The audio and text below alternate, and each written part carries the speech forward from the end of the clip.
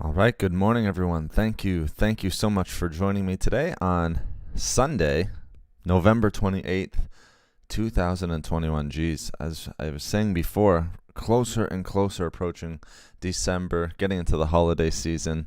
Again, thank you so much. This is, I don't know exactly how many we've done in a row, but we've been really going strong on our Wednesday and Sunday morning streams, live chats. Thank you so much, everyone who's been showing support to the channel. It is unbelievable. I cannot tell you how surprised I am and how impressed I am with all of the comments and all of the thumbs up. It is very rare, and I've had other YouTubers actually tell me this. When I was putting my business email into the last stream, very rare it is for a video. I think it was under 1,000 views at the time, but had over 100 thumbs up. I mean, that is just, on this, I'm talking about my last video, over 100 thumbs up in under 1,000 views, unheard of. So before we start the chat, I just really want to make sure that I thank all of you guys, and I'm glad that you guys are finding great value in all of the content that is going up on this channel. And not only over 100 thumbs up, but 0 thumbs down. Unheard of. Thank you so much, guys. I could not do this channel without your support, so thank you very much. Now that we got that out of the way, all the pleasantries again, thank you, everyone. We're going to get into a really interesting topic here today. Foods to reduce cholesterol. And as you guys know, heart disease and heart health, one of my big passions. So anything having to do with the circulatory system or the endocrine system, all right, those are my two big points that I'm trying to really research on and to really focus on over the next coming months and years. I just think that there's going to be such an epidemic of things like heart disease, obviously, and then all of the risk factors that come with heart disease. So cholesterol, like we'll talk today, high blood pressure, triglycerides, strokes, inflammation, tons of things, all right? Atherosclerosis, which we made a video this week on, and then also hormonal changes, so the endocrine system, thyroid issues, leptin, all that different stuff. All right, so hormonal changes in the body, those are the two big things that I really want to be focusing on over really the next couple of years. You can't know everything, so those are kind of the two that I'm narrowing down. And the big one, circulatory system, the heart. We're going to be talking, deep diving into foods that can help to reduce cholesterol, because it's just an epidemic right now. We can no longer turn our head to the epidemic of heart disease, of high cholesterol, and all the different risk factors, metabolic syndromes, if you will. All right, metabolic syndrome that's going on out there in the population today, all over the world. Eileen, great to see you in chat. Thank you so much. Good morning from Florida. Good morning from Canada. Thank you so much for joining me today, for joining us today, everyone who's in chat right now. I see everyone pouring in. Thank you so much. 7 a.m. Eastern Standard Time. I think it's 7 a.m. for you as well, Eileen, if I'm not mistaken. So thank you so much, seeing you nice and early here in the morning. But we have to, okay. So the big thing is here, guys. All right, we know that there's an epidemic of heart disease that's going on right now in the world. We might be dealing with heart disease ourselves. We might know someone with heart disease, maybe family, friends, risk factors of heart disease. One of the biggest ones that we're going to see is going to be high cholesterol. All right, high cholesterol. And we already know, yes, we do need some cholesterol in our body, and we need to make the distinction. All right, there's good and there's bad cholesterol. All right, so our good, all right, which we would call high density lipoprotein, so HDL, which you'll hear me say in the videos all the time. All right, HDL cholesterol, and then bad LDL cholesterol. All right. Low density lipoproteins. All right, now the thing that we really want to focus on, all right, is lowering that LDL cholesterol. Again, you're going to need some, but LDL cholesterol is that main source, all right, that main cholesterol that's going to be causing buildup and clogging of plaques in the arteries, leading to heart disease, all right, strokes, heart attacks, things like that. HDL is actually nice because HDL cholesterol actually works to help clear cholesterol from the blood. So that's why we like when we raise good HDL cholesterol and foods that are high in HDL cholesterol.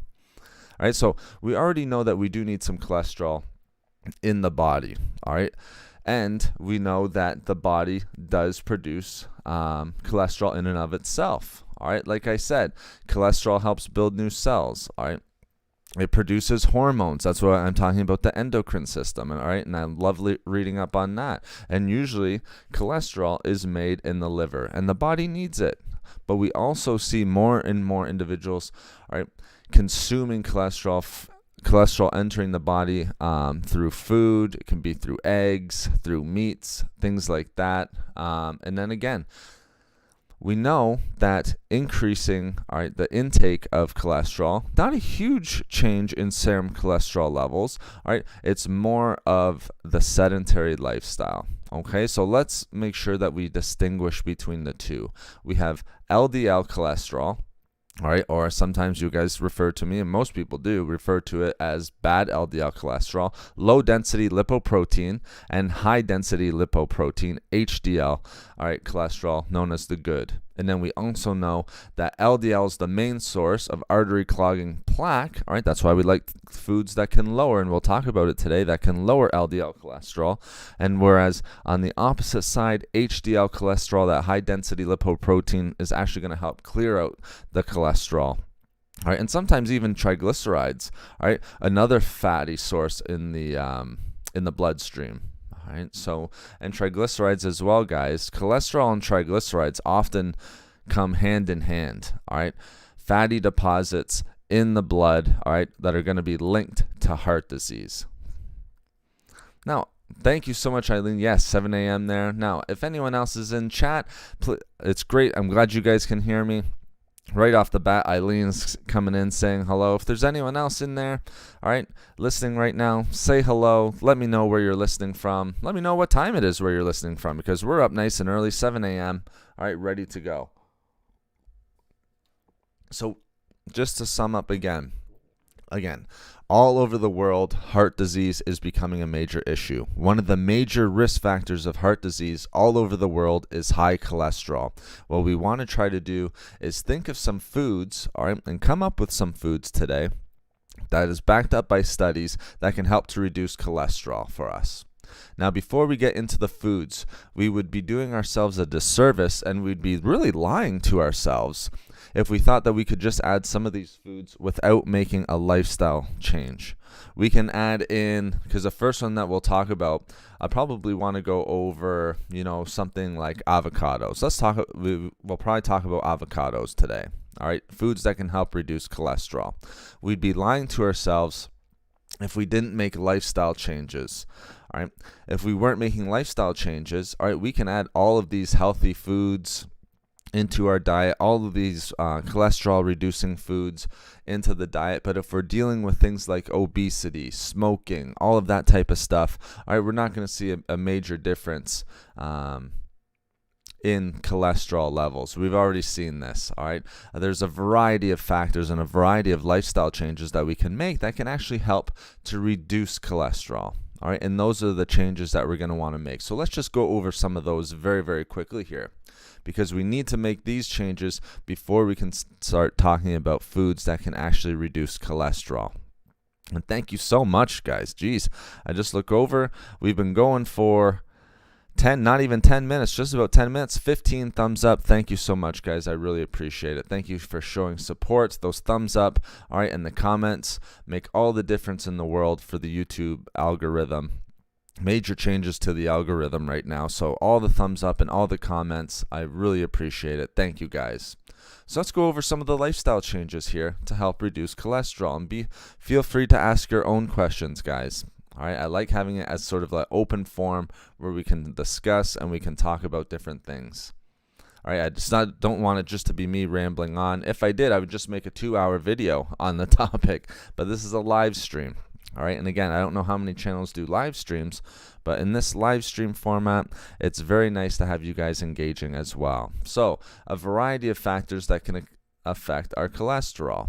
All right, one of the big ones here, all right, that we'll want to do, especially with diet, like I told you guys, unless you're really, really overdoing it with diet, so taking in a ton of cholesterol,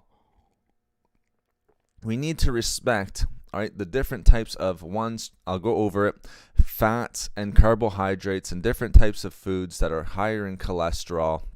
All right, they're going to increase cholesterol levels. All right, usually if you're dealing with high cholesterol, your doctor will tell you to stay away from certain foods. All right, and usually those foods are going to be foods that are high. Probably the first one you want to get rid of is trans fat. All right, trans fat, we want little to zero trans fat in our diet, guys. Saturated fats would probably be next. All right, I think the recommended daily dose of, not dose, but you can go up to somewhere it's like 8 to 10 grams of saturated fat. You wouldn't want to go over any of that. All right, so saturated fat, we would want to make sure we're having at a moderate level. So trans fats, take those out. Saturated fats, take those out as well. All right, the other thing is carbohydrates. Now, if someone says carbohydrates, they're going to be probably talking about simple carbohydrates. And the big one, guys, carbohydrates, is sugar, that high fructose corn syrup as well.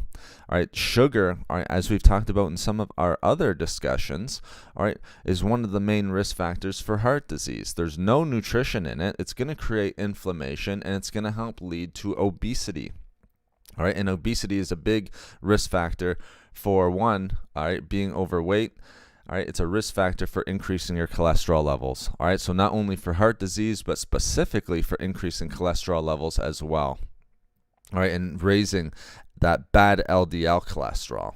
All right, remember we said LDL cholesterol, all right, was that low density lipoprotein, all right, and not HDL cholesterol, one of that good cholesterol that's going to actually help remove some of the high cholesterol from the blood. All right, good. So again, thank you, Eileen. And again, if there's anyone else in here, feel free to make a comment in here as we're discussing. So the big one, major one, we can change our diet. All right, reduce saturated fats, reduce trans fats, and reduce sugars in your diet. All right, carbohydrates, if people tell you that, it's just dependent on what carbohydrates we have. Sugars is probably the big one, guys. Sugars is going to increase the risk of high cholesterol levels. All right, and we've talked about that in numerous discussions, and especially on our discussion of sugar. One thing that you're probably going to want to do with diet, all right, is to lower bad LDL cholesterol, is increase the amount of fiber. As I always talk about in heart health sort of videos, all right, fiber, very, very healthy for the heart. We want to get as much fiber as we can. I think usually we're trying to shoot somewhere in between 30 grams of fiber per day. And again, that's going to be dependent on your height, your weight, how many calories you're eating per day, all right? Yeah, I mean, that can change. Your basal metabolic rate can change just easily based on how much muscle you have in the body as well, too. So even different from weight can vary a little bit. All right, so make sure that we're having a diet that's low in saturated trans fats and sugars, and we want to make sure that we're getting fiber, and we're also getting antioxidants. All right, so foods that are high in antioxidants and foods that are high in anti-inflammatory compounds. All right, something like plant-derived sterols can help to lower LDL cholesterol. All right, so diet, we can make some of those changes. Again, don't be too scared of cholesterol. All right, we need cholesterol in our diets. All right, remember, the body needs cholesterol. We just want to make sure, one, we're keeping it in moderation. Two, in which we'll talk about for our lifestyle changes. I know people want to get to the foods, and we'll get there, but again, we have to make sure that we're talking about these lifestyle changes. The other one, we already know, diet and weight correlate. All right, so being overweight, we already said, overweight or obese. All right, and we already talked about in another discussion how about 70% of the U.S. population is now considered overweight or obese or extremely obese, and we already know it's about 55%, maybe even a little bit more for individuals in Europe. All right, again, obesity and overweight is a global thing as well, and it's one of the main reasons why heart disease is going up. Okay, so being overweight, one, We want to drop some weight because losing weight can help lower LDL cholesterol levels, so bad LDL cholesterol. It can help to lower total cholesterol levels, all right, and it can also help to lower triglyceride levels in the body as well, so those other fats that are in our bloodstream. All right, let me just make sure I'm not missing out on any comments here. What about brown rice? Is it good carbs? The brown rice I use has 3 grams of fiber. Absolutely. I'd say brown rice is one of your better carbohydrates, Eileen. Great question. All right, brown rice, very, very nice. Think of anything like a carbohydrate. Again, I don't want you guys being scared of carbohydrates. I know keto and blood glucose levels and hormonal, respecting hormonal response and everything like that, from anything from carbohydrates to fructose right now, or fructose, however you like. It's so funny because these words are pronounced differently by different individuals, but fructose, so fruit sugar, our body's going to react differently. We have to respect the hormonal response. But brown rice is great. It's a low glycemic index carbohydrate. All right, it's a complex carbohydrate. And think about carbohydrates where there's like one ingredient. This is what I tell my clients, all right, because sometimes they get scared of carbohydrates as well. Sometimes I'll have to tell them they'll have to lower their carbohydrates in order to get into a calorie deficit if they want to start losing that last 5 to 10 pounds. But things like brown rice, all right, one ingredient usually, all right. Things like sweet potatoes just comes from the ground. Potatoes in general, all right. Oatmeal, things of that nature.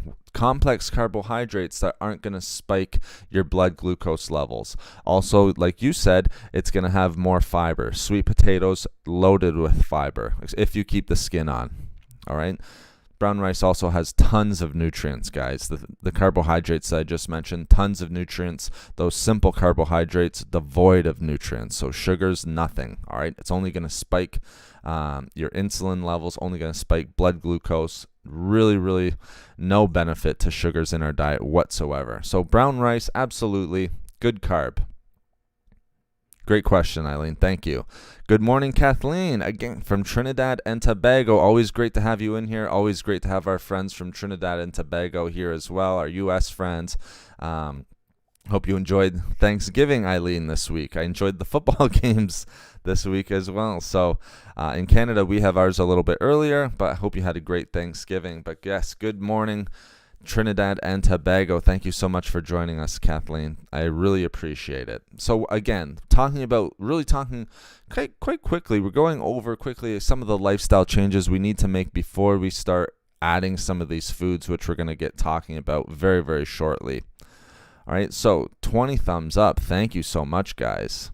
My HDL and LDL are both high. My doctor says that's okay. Is this true? I'm 76 and not overweight. Well, the first thing I would say, Southern Grandma, all right? And it's great to have you in chat again.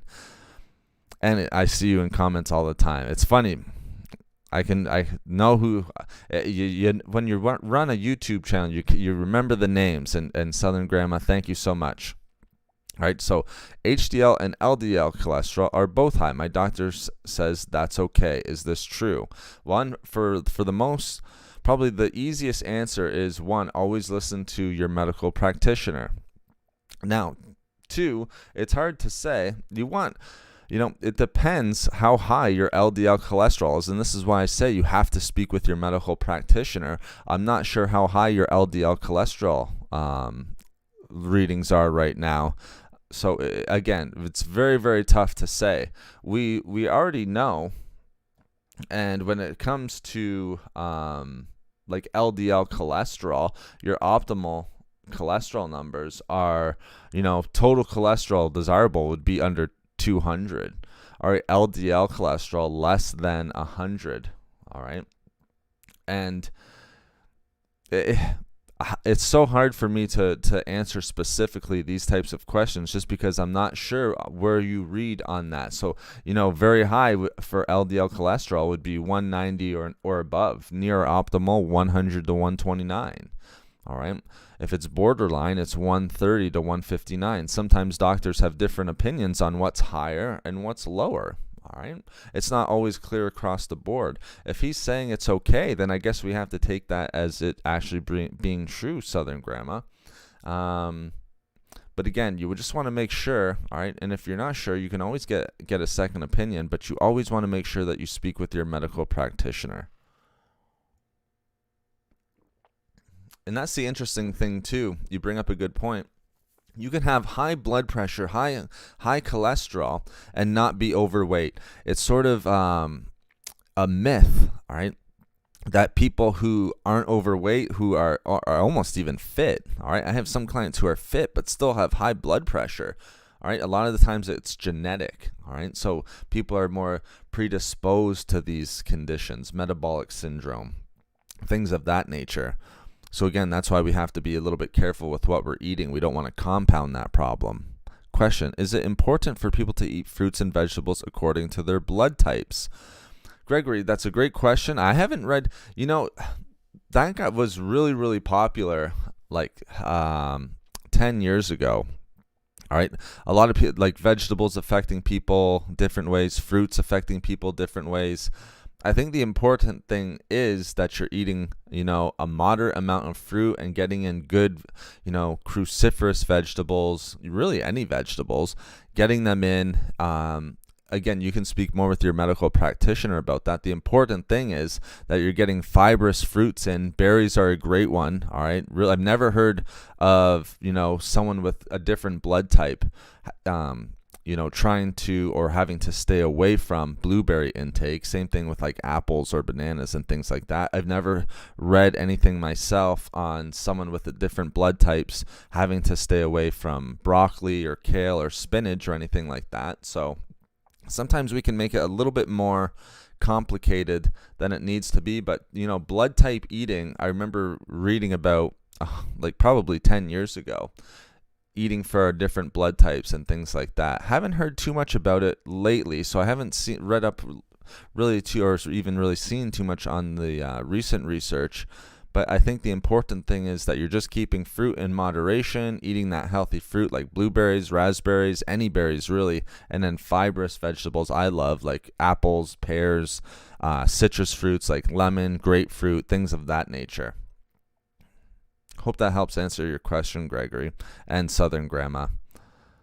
All right, now another thing that we can do, all right, so some lifestyle changes. Again, we know diet changes. We know if we're dealing with overweight or obesity or things like that, we're going to want to drop some of that weight because we know it can lower LDL cholesterol, total cholesterol, and triglycerides. And not only that, it can also increase good HDL cholesterol, which is very, very important. Again, that high density lipoprotein, all right, some people pronounce it lipoprotein, all right. Either way, all right, that HDL cholesterol is actually going to work to help clear cholesterol from the blood. It's the LDL cholesterol, your bad LDL cholesterol source, which is going to be clogging the arteries, all right, creating plaque, and that's when we can run into things like heart disease, atherosclerosis, narrowing of the arteries, and things of that nature. So I hope that answers your questions, guys, and thank you so much for the thumbs up. I appreciate the support. Now, another thing that we're going to want to do, all right, another lifestyle change. We're going to get into the foods here in a second, guys. All right, we already talked about it being hereditary. All right, your genes partly determine how much cholesterol the body makes. All right, it's the same thing with high blood pressure, which was kind of my example before. But sometimes high blood cholesterol runs in certain families or in certain individuals, and that's why you don't necessarily, it can be a myth that if you're overweight, that tends to, we know that's a risk factor for higher cholesterol, but we know individuals who are at, healthy weight can still have high cholesterol due to the hereditary reasons, part of our genes, all right, our bodily makeup. All right, so another one that we're going to want to focus on is exercising regularly. All right, I know not everyone is a huge fan of exercise. I know it's kind of become this fad thing where we don't have to exercise as long as we're eating healthy, all right, and we're losing weight. We're going to see health benefits, but there's so many benefits to exercise, and the exercise can come in so many different forms, guys. Hikes, swimming, all right. going for your walks. It can be jogs, whatever it is. All right, some resistance training. All right, it doesn't really matter if we're trying to shoot for 150 minutes of moderate intensity. It doesn't even have to be high intensity exercise per week.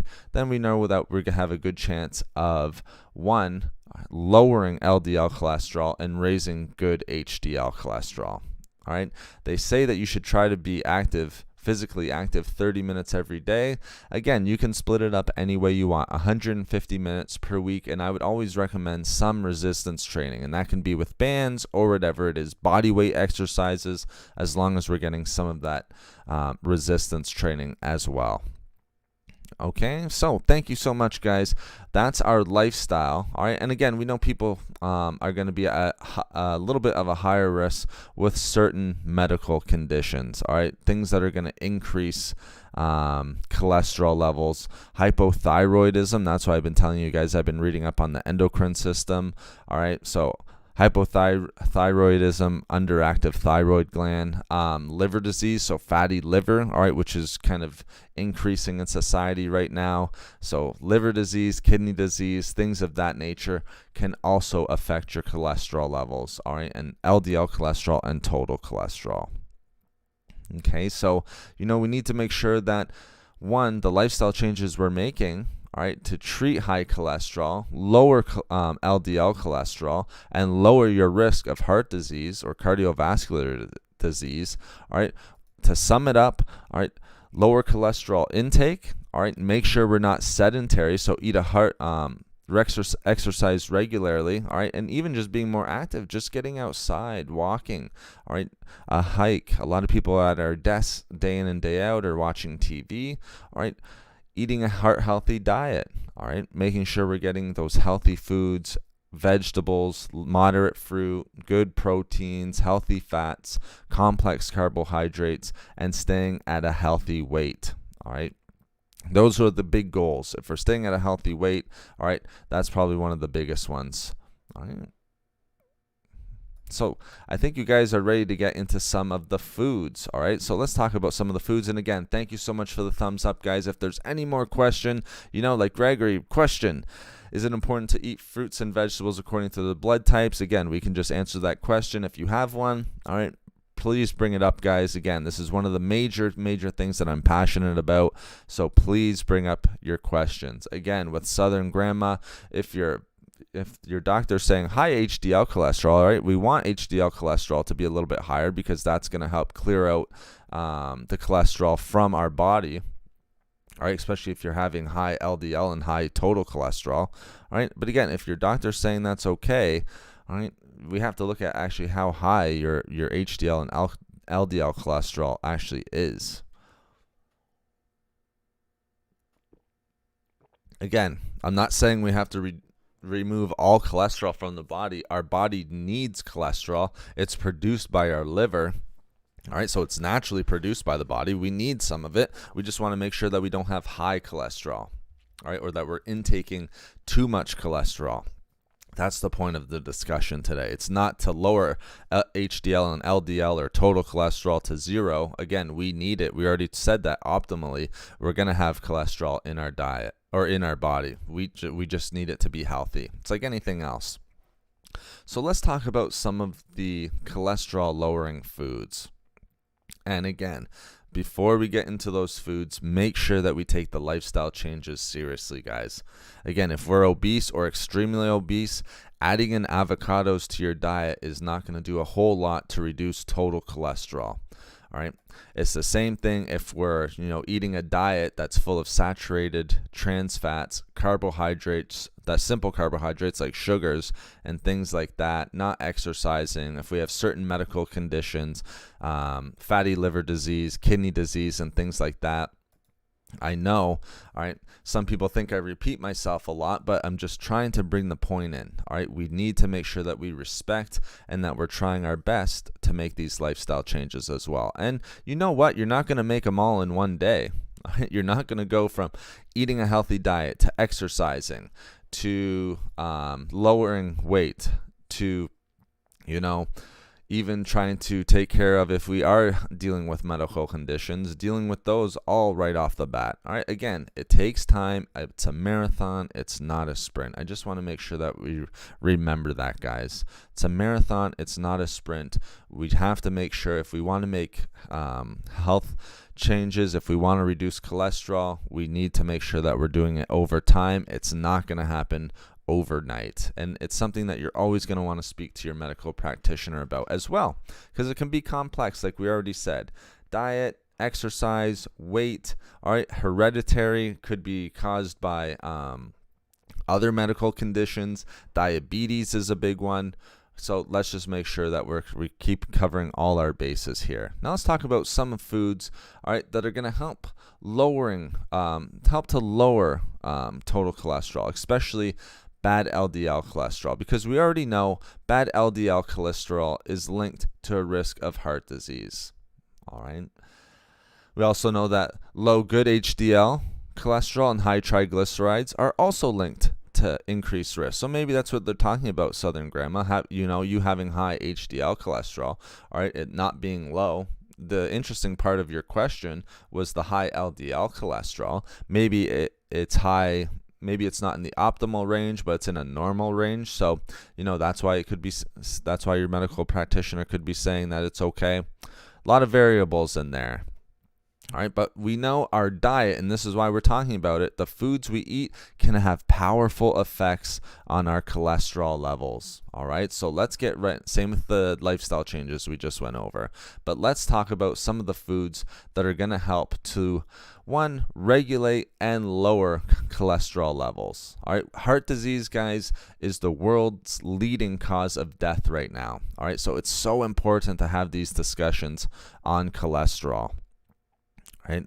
Again, epidemic of heart disease. At least a quarter of the world, all right, so 25% of individuals are having, are going to be dealing with some sort of risk factor for heart disease. High cholesterol level is probably going to be high on that end. So foods that can reduce cholesterol. The first one, we already kind of talked about it a little bit, avocados. Avocados is an amazing superfood, guys. I'm a huge fan of avocados. One, it's super nutrient dense. All right, and avocados, all right, are going to be your healthy fat source. All right, a lot of people, it's a fruit, all right, but it's different from a lot of the other. It's technically a fruit, right? But it's different from a lot of the other fruits, because your other fruits are going to be carbohydrate sources, like the ones that we talked a little bit about. Blueberries, apples, bananas, and things like that are going to be grapefruit. All right, they're going to be carbohydrate sources, but avocados are actually going to be healthy fat sources for us. The one thing that I love about avocados, one, tremendous healthy fats. Two, all right, super nutrient dense. So we don't have to eat a ton of them. So if we're trying to keep weight in check, all right, avocados are great, all right, because we don't have to eat a ton of them. All right, I'll usually throw a quarter, at most half of an avocado into my smoothies, right? Just because you're getting good healthy fats and you're also getting a ton of nutrients just from that half of an avocado. Now, the thing that I love about avocados when it comes to heart health, they are very heart healthy. They can help to reduce heart disease, but even better, they can help to lower bad LDL cholesterol and raise good HDL cholesterol. All right, and that's seen through multiple studies. That's the two things that we want, that we've been saying from the very beginning. All right, we want to try to lower LDL cholesterol and total cholesterol and increase HDL cholesterol, our good cholesterol. All right, seen in multiple clinical studies that, avocados, even in moderation, guys, have cholesterol lowering effects. All right, and now why? All right, the important part is why. All right, because I can tell you that it can do that, but one of the major reasons is, all right, that it's a rich source of monounsaturated fat, which is very heart healthy. One of the best sources of monounsaturated fats, to be honest. Remember, we said that we want to stay away, if we're wanting to lower cholesterol levels, especially LDL cholesterol and total cholesterol, we want to stay away from saturated and trans fats. One of the things that we want to try to increase, because we need fats in our diet, So if we're going to increase fats, what we want to increase is monounsaturated fats and omega-3 fatty acids. Polyunsaturated fats as well. But it's very, very easy to get polyunsaturated fats into our diet. So that's what makes avocados so exceptional. It's a rich source of monounsaturated fats, which is going to be very heart healthy and help to reduce the risk of high LDL cholesterol and total cholesterol. Right. So the other important thing, and we already mentioned the foods that we want to that we want to add to our diet, we said, all right, one of the big ones was fiber, and avocados are a great source of fiber as well. So we see in the studies 2 nutrients, monounsaturated fats and fiber in our studies that we see are going to help to lower bad LDL cholesterol and raise good HDL cholesterol. And by doing both of those, lowering the bad, increasing the good, all right, it's going to help to lower total cholesterol as well, because we know HDL cholesterol is going to help remove some of the cholesterol from the body as well. All right, again, 1 avocado daily, and maybe you don't even need 1 avocado, it can be half, as long as you're eating it regularly, guys. It's the consistency. Consistency is the big thing, especially with our diet, especially with exercise, anything to do with our health. It's the consistency that's the important thing. All right.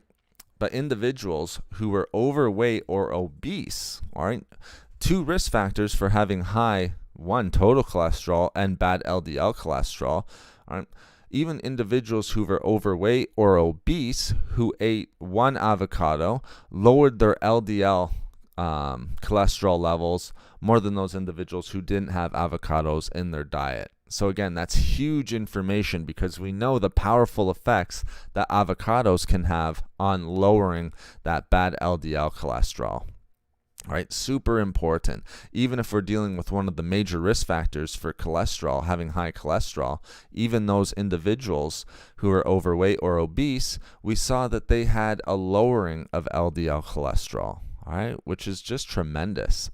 There's also been tons of studies, all right, that if you were to substitute avocados with other fats, so getting rid of the saturated fats, the trans fats, all right, the unhealthy fats, which we don't want, all right, and adding in the monounsaturated fats and a little bit of the polyunsaturated fats, all right, again, that is linked to, all right, the exact thing that we're wanting to accomplish, the foods that reduce cholesterol, all right, and reduce bad LDL cholesterol and total cholesterol. We're going to see that avocados, substituting that in for other fats, are going to lower cholesterol levels, total cholesterol levels, lower LDL cholesterol, so our bad cholesterol, and also triglycerides. And all of that taken together is going to help reduce heart disease in general. So the big one here first, guys, foods to reduce cholesterol, avocados. Great source of healthy fat, monounsaturated fat, which is very heart healthy, and high in fiber. 2 important nutrients, which will probably come up numerous times in this discussion, all right, that are going to lower bad LDL cholesterol levels. So avocados, a great choice if we're trying to reduce LDL and total cholesterol levels and triglycerides. The nice thing about avocados is, 1, they've just exploded in popularity. I don't know if you guys noticed that as well, but like 5 years ago, 6 years ago, when I first started making videos, yeah, they were fairly popular. Sorry, I'm just having a coffee. It's 7:40 a.m. in the morning. The coffee's black. People always ask me how I drink my coffee. I just drink it black. But with avocados, exploded in popularity. Right, and again, that's because I think one of the big reasons why is it's now considered to be a superfood. All right, tons of micronutrients in it. It's a healthy fat source. It has tons of fiber, and it has those monounsaturated fats. We know that heart disease is going up. We also know that avocados is one of the foods that we can choose that's going to help to decrease the risk of heart disease. And we already know heart disease, individuals around the world, at least 25% are going to deal with some sort of risk factor when it comes to heart disease. And I think it's going to be much, much more. Again, that's my own opinion. The reason why I think that obesity is going up, all right, extreme obesity is going up. We talked about that obesity epidemic in one of our other chats, all right, but we know that obesity and everything is going up all over the world. We know individuals' diets are becoming more and more poor. Maybe not as a fault of our own. Again, this isn't to be judgmental.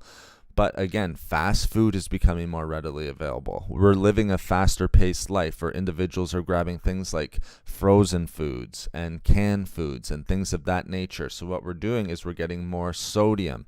We're getting more sugars in our diets. We're not getting as much nutrients. And again, those are risk factors for one, obesity, but also for heart disease. Sugars, all right, one of the big things for heart disease. Salt, of course, heart disease is going to help increase blood pressure levels, all right, and then that's going to just negatively affect our LDL cholesterol as well.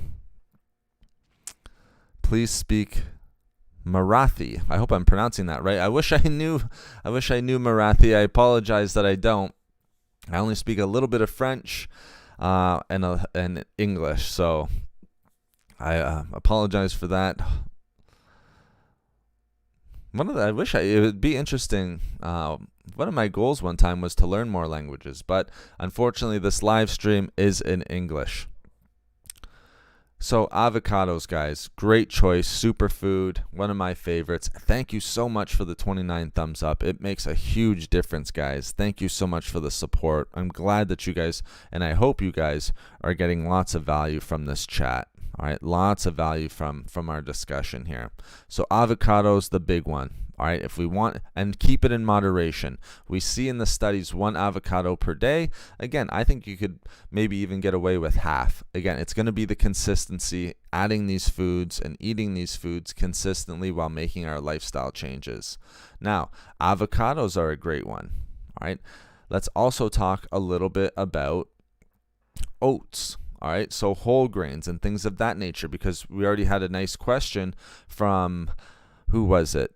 Eileen asked a question about carbohydrates. Well, let's talk a little bit about carbohydrates, because people are scared of carbohydrates, especially if it comes to heart health or obesity or anything like that. All right, there's been tons of research. I found multiple studies just by doing a quick 10-second search.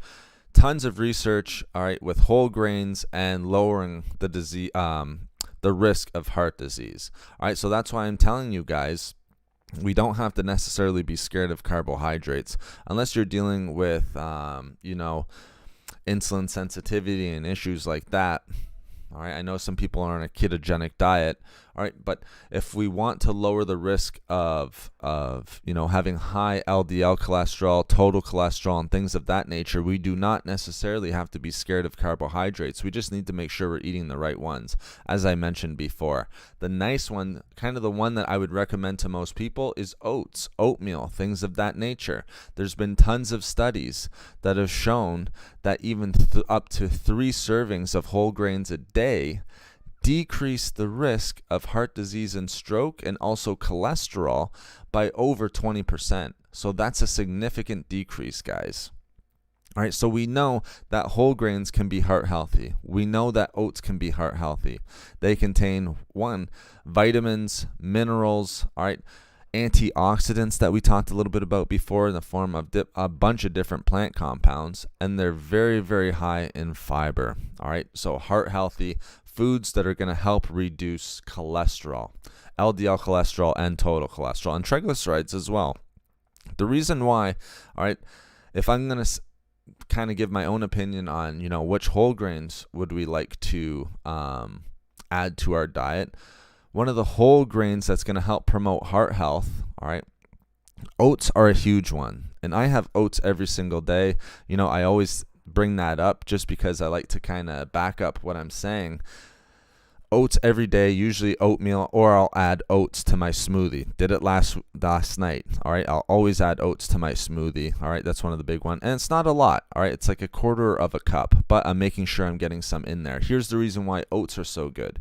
All right, and again, there's extensive research which goes to this. Oats contain beta-glucan. All right, beta-glucan, a type of soluble fiber that helps to lower total cholesterol. All right, so eating oats can help to lower total cholesterol. all right, and lower bad LDL cholesterol. And I think it was up somewhere 7 to 8%. That's fairly significant just by adding oats, guys. All right, so a very interesting study.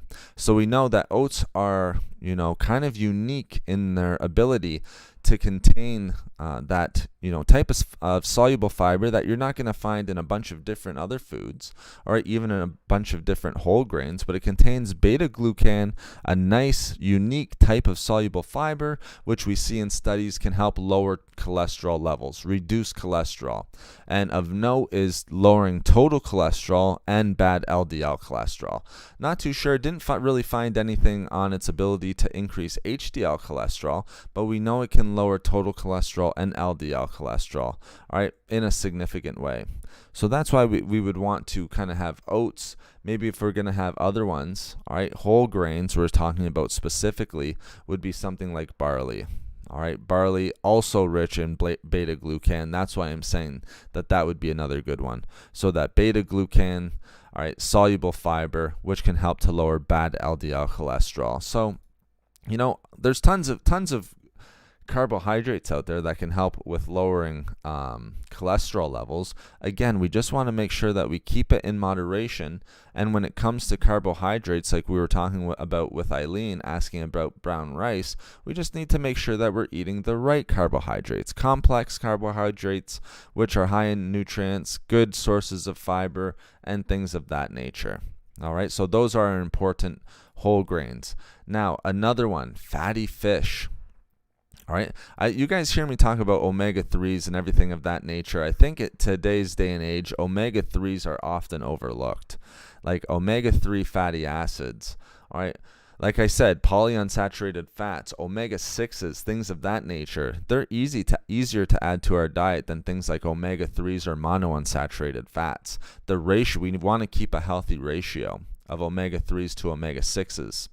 So making sure that we get foods in that are high in omega-3s becomes very important, not only for our overall health, but speaking about heart disease, and then even more specifically about reducing total cholesterol levels. So something like salmon, all right, mackerel.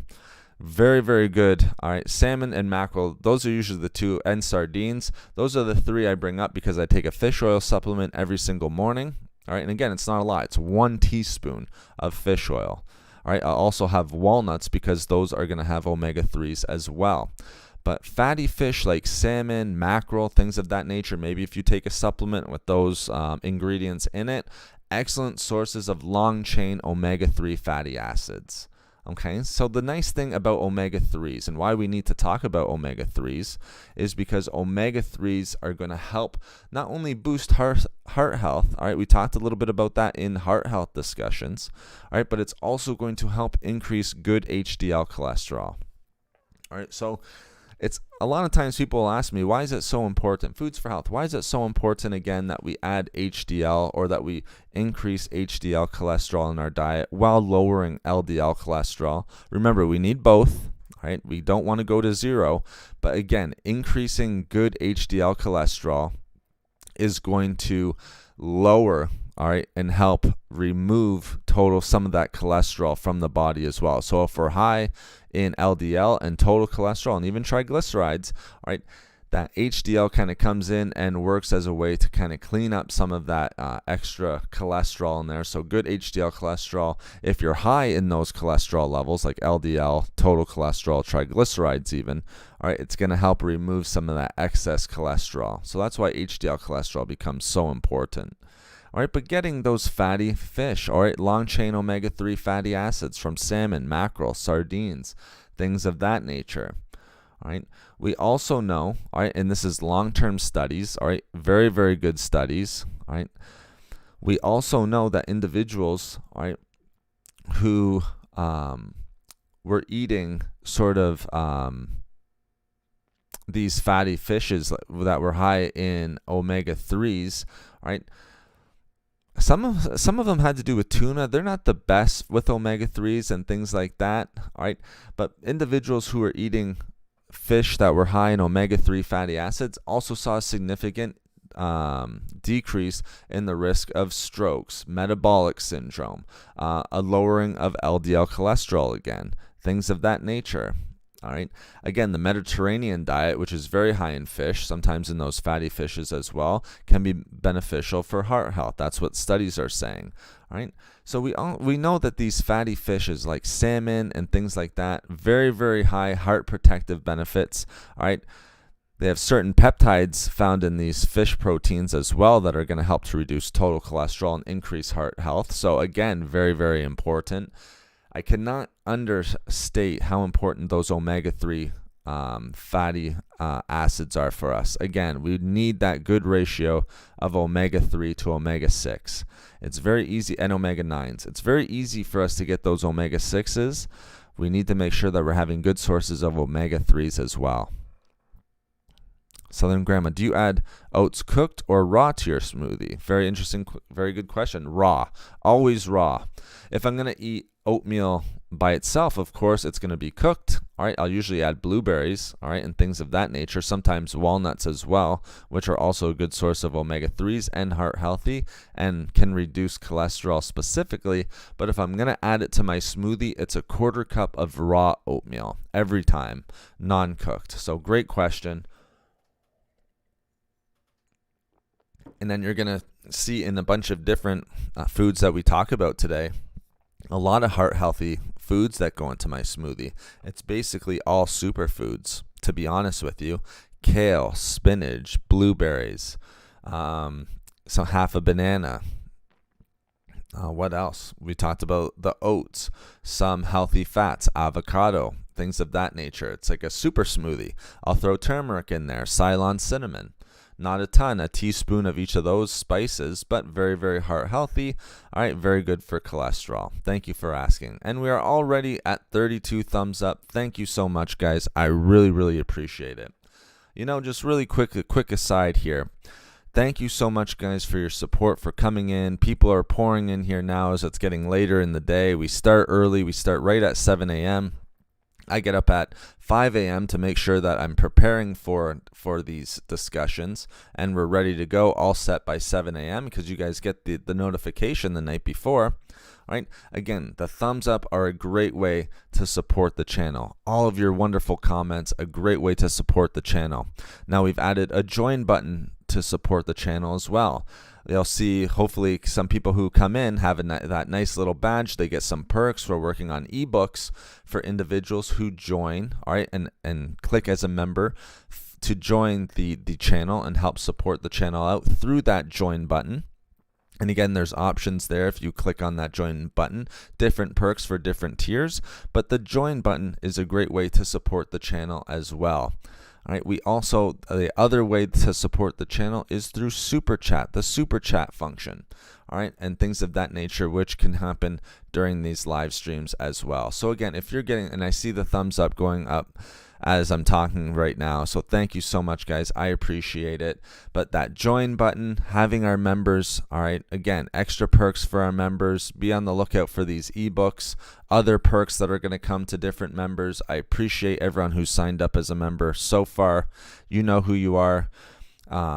I know if you're listening to this later, but again, hitting that join button feature, a super chat feature, all right, other ways to support the channel. And that just gives me more time to write these books, more time to put value out there for you through our videos and continue doing these live streams. We're doing about 5 hours of live streams per week. Don't know a lot of other channels that are doing that, so I just wanted to make sure that I pointed that out there, guys. So thank you so much to anyone that can join as a member. Any super chats are greatly appreciated to support the channel as well. And then, you know, again, just coming in, engaging in the chat, hitting that thumbs up button, all right, and watching the videos and leaving your nice comments. So thank you so much, guys. I appreciate it. All right, and I love having the join button because I can give those perks to you guys, all right, and provide those ebooks to you guys as well. So thank you so much, guys. I appreciate it. Any support you can give to the channel is greatly appreciated. So I thought I'd just point that out real quick as we continue our chat here and as we've been going for, again, almost an hour live talking about foods that can reduce cholesterol and lifestyle changes that can help to reduce total cholesterol and LDL cholesterol. while raising good HDL cholesterol. So thank you so much, guys. I really appreciate it. All right, so fatty fish, omega-3s. All right, we want to make sure that we're increasing those omega-3s, long-chain omega-3 fatty acids, which are found in salmon, mackerel, sardines, excellent sources of those long-chain omega-3 fatty acids. Again, I take a fish oil supplement where you're going to get those omega-3s. That's the exact ingredients that's in it. Sardines is the other one. There might be one other one. I can't quite remember off the top of my head. But the other nice thing about a fish oil supplement, nice EPA and DHA as well, which is going to help to reduce total cholesterol also. All right, and just for heart health and just overall health in general. So third one, fatty fish, salmon, mackerel, all of that great stuff. We know omega-3s can help increase good HDL cholesterol. Also going to lower the risk of stroke and lower the risk of inflammation. Inflammation is going to be one of the big ones that's going to, over time, chronic inflammation is going to be one of the risk factors for heart disease, guys. It's going to be the risk factor for a lot of different chronic diseases, to be honest, but the ones that we're talking about specifically here, all right, increased cholesterol, increased risk of heart disease. Now let's go on to our next one. All right, the grains I think was a good one because a lot of people, will ask me, all right, do I need to get rid of all carbohydrates in order to have good heart health? And in my opinion, and we see through the studies, individuals that are eating things like oats, oatmeal, barley, getting that good soluble fiber, all right, and those unique fiber compounds, beta glucans, all right, we know that that's going to be healthy for our heart and help to lower cholesterol levels, and especially LDL cholesterols at a pretty significant rate, over 5%, close to 10%. So that's very, very good. All right, especially coming from those carbohydrate sources. And again, those are complex carbohydrates. All right, guys, let's continue. Now, one of my favorite choices, and one that's very, very easy to add to our diet. You guys always hear me sing the praises of berries, and especially blueberries. Just as much as I love avocados as a superfood, I absolutely love blueberries as a superfood. Now, for reducing cholesterol, and especially LDL cholesterol, right, the one thing that we want to make sure, all right, again, we want to make sure that we're eating the right fruits, the right berries, all right.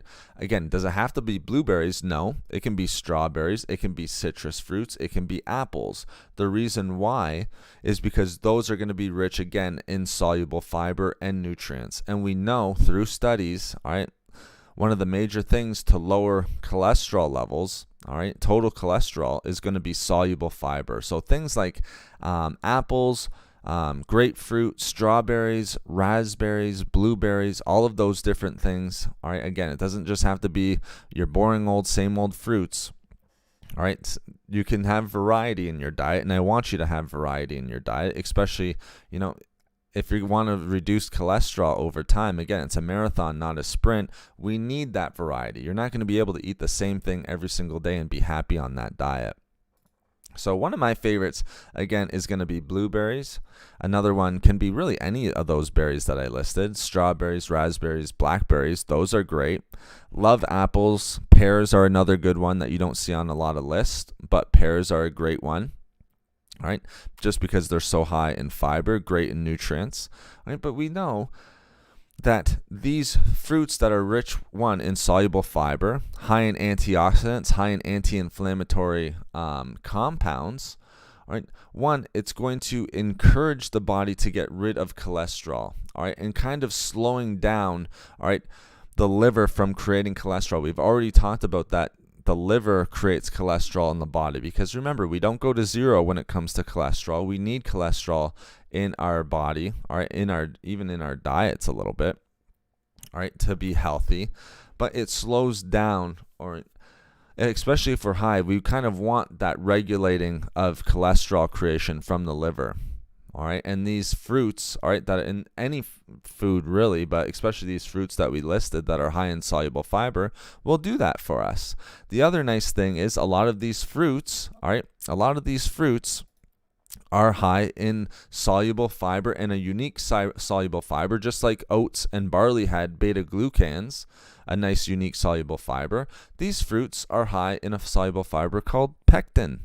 All right, and pectin is great because it can significantly lower, and we see this through studies, it can significantly lower cholesterol levels up to and over 10% if consumed regularly. But keep it in moderation. I'd always keep fruit in moderation. You can kind of pick and choose between apples,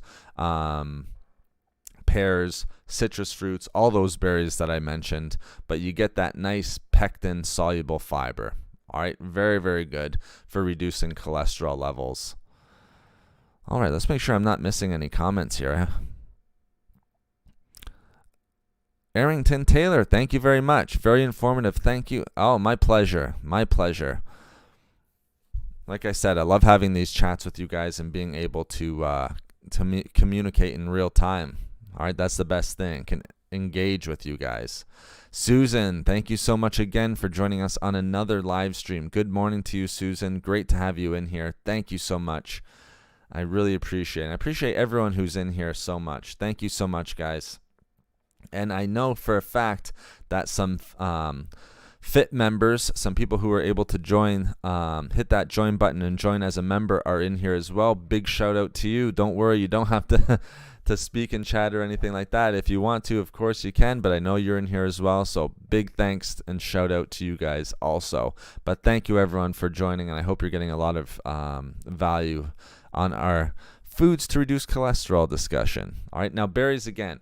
Berries and different types of fruits are going to be great for reducing cholesterol. And again, the reason why I like berries so much is you get all of these benefits with soluble fiber, pectin fiber, antioxidants, anti-inflammatories. All right. The reason why I like them as well, especially with the berries, is they're low in calories, high in micronutrients. All right, that's what we're shooting for.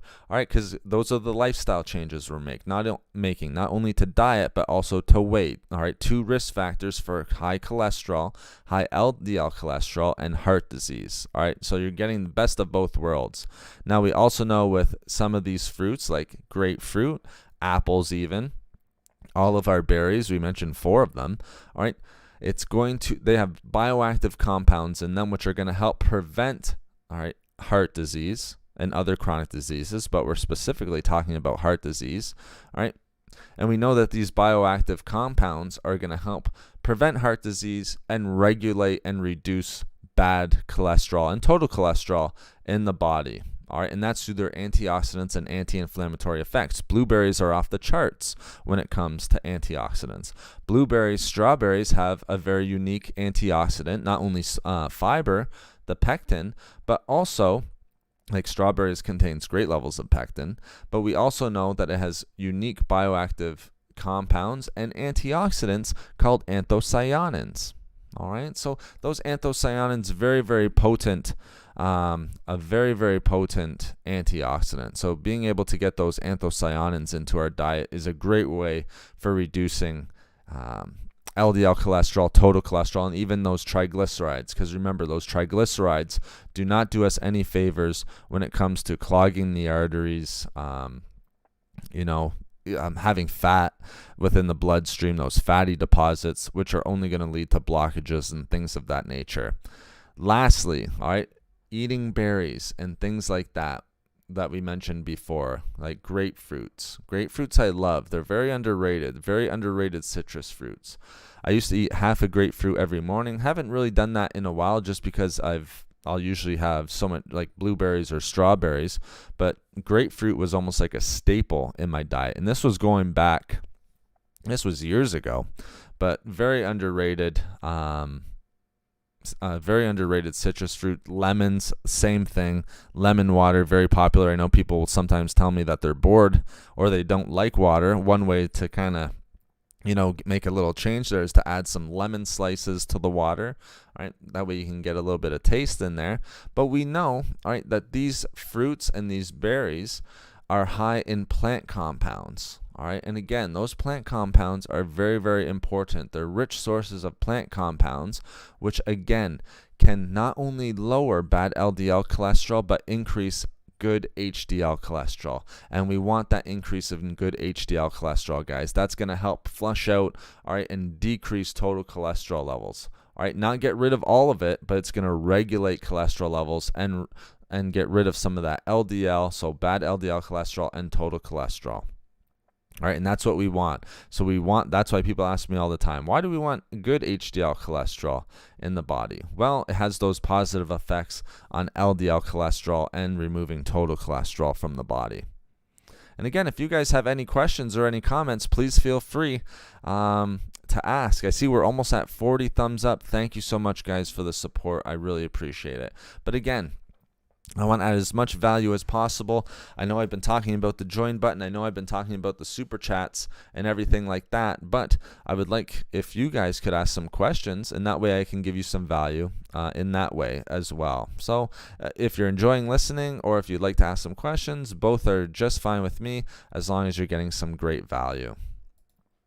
All right, so fruits and vegetables.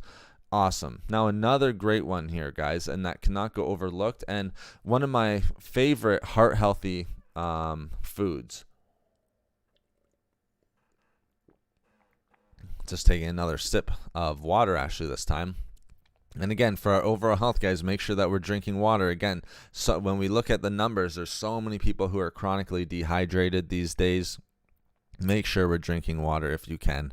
I have coffee. I always have a glass of water with it. And again, I'm not perfect, but these are just things that we like to do for our overall health. So another one here, guys, garlic. All right, tremendous for one, not only heart health or blood pressure, but also for cholesterol. It's often overlooked. All right, garlic is going to be one of the big ones. All right. And it also provides medicinal properties. I absolutely love garlic for overall heart health and for its ability to reduce cholesterol levels.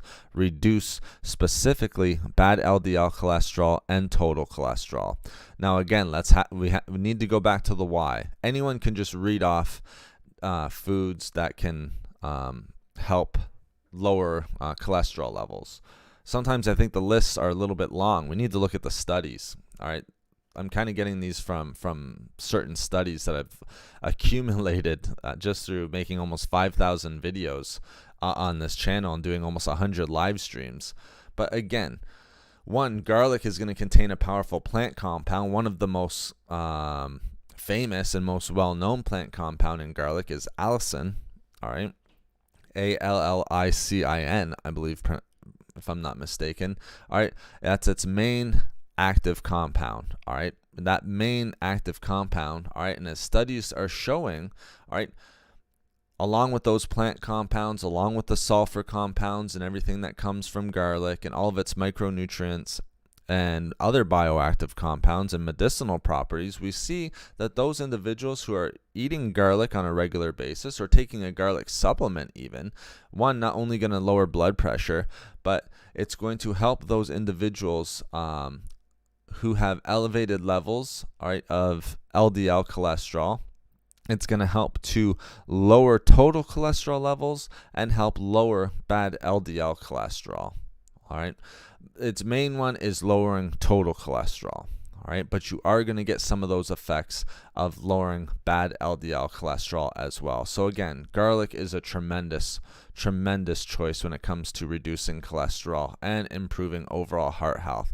We know that garlic as well has heart protective effects, which is great. All right, that's why some people, if they're not a fan of garlic or you're not a fan of garlic, will use supplements, and garlic supplements are just fine. A lot of the studies will take both garlic, like raw garlic or cooked, or garlic supplements, and both are showing that they have great effects when it comes to reducing cholesterol levels. All right, so garlic is another great one, guys. Now, we can't have this discussion. We talked a little bit about fruits and berries. All right, we can't have this discussion without talking about vegetables as well. Maybe that's going to be a little bit obvious to you guys, but let's talk about the different types of vegetables that are going to help to reduce cholesterol. And remember, this all goes back to lifestyle changes, changing our diet. We've talked about a lot of fat sources. All right, again, a lot of people are scared of carbohydrates and fats when it comes to cholesterol and overall heart health, but we need healthy fats in our diets. That's why I'm suggesting, all right, avocados for their monounsaturated fats, omega-3s, which can come in the form of salmon, mackerel, sardines. A fish oil supplement can also come from walnuts, all right, which we'll talk about here in a second. All right, walnuts are great for that. I try to eat walnuts every single day. You just need to make sure that you keep it in moderation. But another good one, guys, all right, vegetables, vital part of not only heart health, but also for regulating and reducing total cholesterol and LDL cholesterol. We know that vegetables like some very nice ones are broccoli, of course, kale, spinach. We know that they're rich in fiber. We know that they're very low in calories and very high in micronutrients. The other important thing is that they're high in antioxidants, all right, which we love, all right. We love that it's high in antioxidants. The great thing is with these types of vegetables, very, very low in calories, but very, very high in micronutrients. Okay, very high in micronutrients. We also know that there's some vitamin K. All right, vitamin K in things like broccoli, in spinach, kale, and that's important as well because it can be. A lot of people will have to supplement with vitamin K, vitamin K2, and things of that nature. We're finding out more and more the benefits of vitamin D and vitamin K2. All right, these types of vegetables, more so vitamin K, but we can also get some K2 as well. But I just wanted to point that out. All right, I think Susan has a question here. Is it true that high cholesterol can be hereditary? Yes, Susan, absolutely. All right, we went over some of the things that can affect cholesterol levels.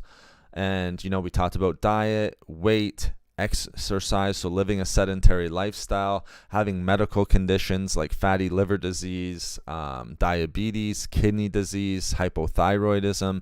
But the other one, and another big one here, all right, because a lot of people, they might not be overweight, all right, they might be at a fit weight, all right, but because of genetics, all right, and the hereditary effects, all right, our genes can affect cholesterol levels as well, just like it can affect blood pressure, all right, and things of that nature when it has to do with heart health. So yes, it can, hereditary, just our genes can affect cholesterol levels and, bring on higher cholesterol levels, just based on our genes and based on the hereditary traits that we're born with. So, but these are the things that we can do to help, sort of mitigate those genes and hereditary changes. Exercise, diet, adding these certain foods into your diet as well, not being overweight and things of that nature. All right, making sure that our body, if we're not dealing with chronic disease, all right, and again, that comes from the exact same lifestyle changes that we're talking about now. But yes, it can be true, Susan, that high cholesterol can be a hereditary factor as well. And that's why it's important, again, speak with your medical practitioner. It can be a complex issue, all right? Sometimes our genes, all right, and our gene makeup can, really affect our overall health, all right? So that's why, again, we can make all these lifestyle changes or eat certain foods and things of that nature. But again, you may need to speak with your medical practitioner just to make sure that you're getting all the bases covered as well. But great question, Susan. I'm glad that you brought that up. I know a lot of people, it's come up in chat, it's come up in other chats and just questions that I get. Again, I'm going to put my business email in chat here. You guys can send questions as well. The other reason why I want to do that is a lot of people have been asking me about consultations and diets and things like that, even workout programs. If you guys have any questions whatsoever on any of those types of services or anything like that, like I said, we're going to be doing a face reveal on the channel. It's probably going to be in the middle. Well, it's probably going to be a couple weeks from now. So if you guys have any questions related to that, or if that's something that you're interested in, feel free to send me an email. There's my business email in chat, guys, foodsforhealth1@gmail.com. All right, and I'd be happy to answer some of those questions. All right, some people, again, have been asking for consultations and just going over diet. Some people even asking for workout plans. We can cover all of that. So feel free to send an email just for a discussion. I was also getting some emails based on memberships on that join feature. So again, you can reach me there. That's probably the best way to reach me and easiest way to reach me through that email. So thank you, Susan, for that little reminder. Now let's keep going here, guys. All right, let's keep talking about some of these foods. Again, vegetables. We know, again, broccoli, kale, spinach, everything you guys have heard. Let's go over some other ones because we want to talk about some vegetables that are particularly high in pectin, just because we know that soluble fiber has great cholesterol lowering effects. All right, apples are a good one as well, like I was mentioning before. All right, other ones, so that's your fruits, but for vegetables, all right, vegetables that are rich in pectin are going to be carrots. Carrots actually are a very good source of soluble fiber, pectin. All right, eggplant might be surprising to some, but that's a great one for pectin soluble fiber called pectin as well, and also for anthocyanin antioxidants, which is going to help reduce cholesterol as well. All right, okra would be the last one. All right, but we also know broccoli, kale, spinach are all going to be great choices as well. All right, when it comes to vegetables, all right, we want to make sure that we're getting those healthy plant compounds and that healthy fiber. All right, healthy plant compounds, antioxidants, fiber, all of that great things. Eggplant's going to be very, very rich in anthocyanin antioxidants. And we just want to make sure that we're getting a wide range of vegetables. Again, don't cut yourself short, guys. When it comes to vegetables, have some variety. Same thing with fruits. I would just make sure I would stick to the more fibrous fruits like pears, grapefruit, apples, and then your berries. You cannot go wrong with berries, guys. Susan, I used to drink garlic water and organic lemon and fresh ginger every day. Get back to that. Yeah. Oh, yeah. Great benefits for garlic. That's awesome. Yeah, I've had a couple videos just on garlic water, on garlic juice, lemon juice, and things of that nature. Fresh ginger is always going to be nice with that bioactive compound gingerol. So, yeah, that's a great mix, Susan. Absolutely. All right. And very heart healthy. Very heart healthy. We know ginger has heart health benefits. We know garlic, of course, which we just mentioned.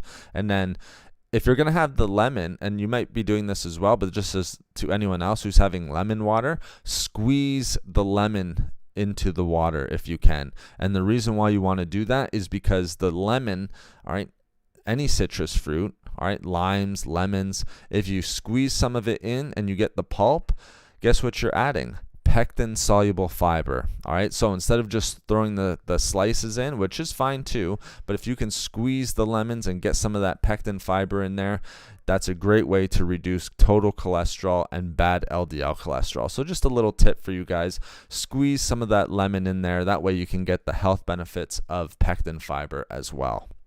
Because we know through multiple studies, pectin fiber, soluble fiber, is going to be lowering cholesterol, and especially that bad LDL cholesterol.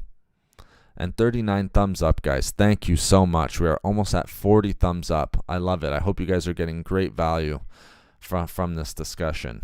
I think this is one of the more important ones. So many people, like I said, an epidemic, not only of obesity, and I don't use that word lightly, like an epidemic of like obesity or heart disease or anything like that. All you need to do is look at the statistics and look at the graphs on how fast it is going up. I think with people overweight from like 1960 to 1980 went up like 3%. But then you look at 1980 into like 2010 went up 30%, 35%. It's only getting higher and higher, and it's the same thing with heart disease, and it's probably correlated there just a little bit. All right, so vegetables are a great one here, guys. Dark leafy vegetables, like we were mentioning before. I'll just mention this, guys. The reason why dark leafy green vegetables, I told you broccoli, kale, spinach was great. Again, we go back to the why. We know that those dark leafy green vegetables, all right, contain lutein and other carotenoid antioxidants. And the nice thing with those antioxidants, powerful antioxidants, unique antioxidants, they're going to help lower the risk of heart disease and reduce cholesterol levels, all right, especially LDL cholesterol. The nice thing about carotenoid antioxidants too, all right, remember we talked a little bit about reducing inflammation and wanting to reduce inflammation, because over time, all right, maybe not an acute level, but chronic inflammation, all right, is going to lead to major risk factors for heart disease. All right, it can lead to a hardening of the arteries, also known as atherosclerosis, which is a buildup, which can also be a buildup of fat and plaques in the arteries as well, and lead to blockages. All right, put you at risk for heart attack, higher cholesterol, blood pressure level. All right, all heart disease related risk factors are going up from the hardening of arteries. But carotenoid antioxidants found in kale, spinach, all right, lutein, things of that nature, we know, all right, that those are going to help not only lower total cholesterol and lower bad LDL cholesterol, but it's also going to help prevent the oxidation of LDL cholesterol, which is huge. All right, LDL cholesterol oxidation is just going to wreak havoc on our arteries, all right, because it's going to increase the risk of cholesterol actually binding to the artery walls. That's why you get that buildup of plaque. All right, so have your spinach, have your kale, all of that great things as well. Your dark leafy green vegetables. One, it's going to help lower the risk of heart disease in general, but it's going to also help, one, lower total cholesterol, lower LDL cholesterol, and help prevent LDL cholesterol oxidation and the buildup of plaque and cholesterol within the arteries. Susan, okay, thank you so much for 40 thumbs up, guys. Thank you, and thank you for your email.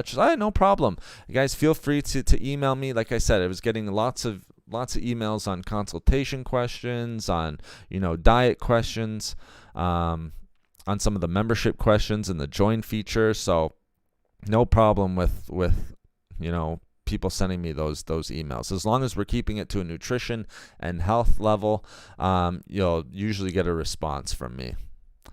Great info. Hope this is recorded to play back later. Absolutely, Matt. 100% is.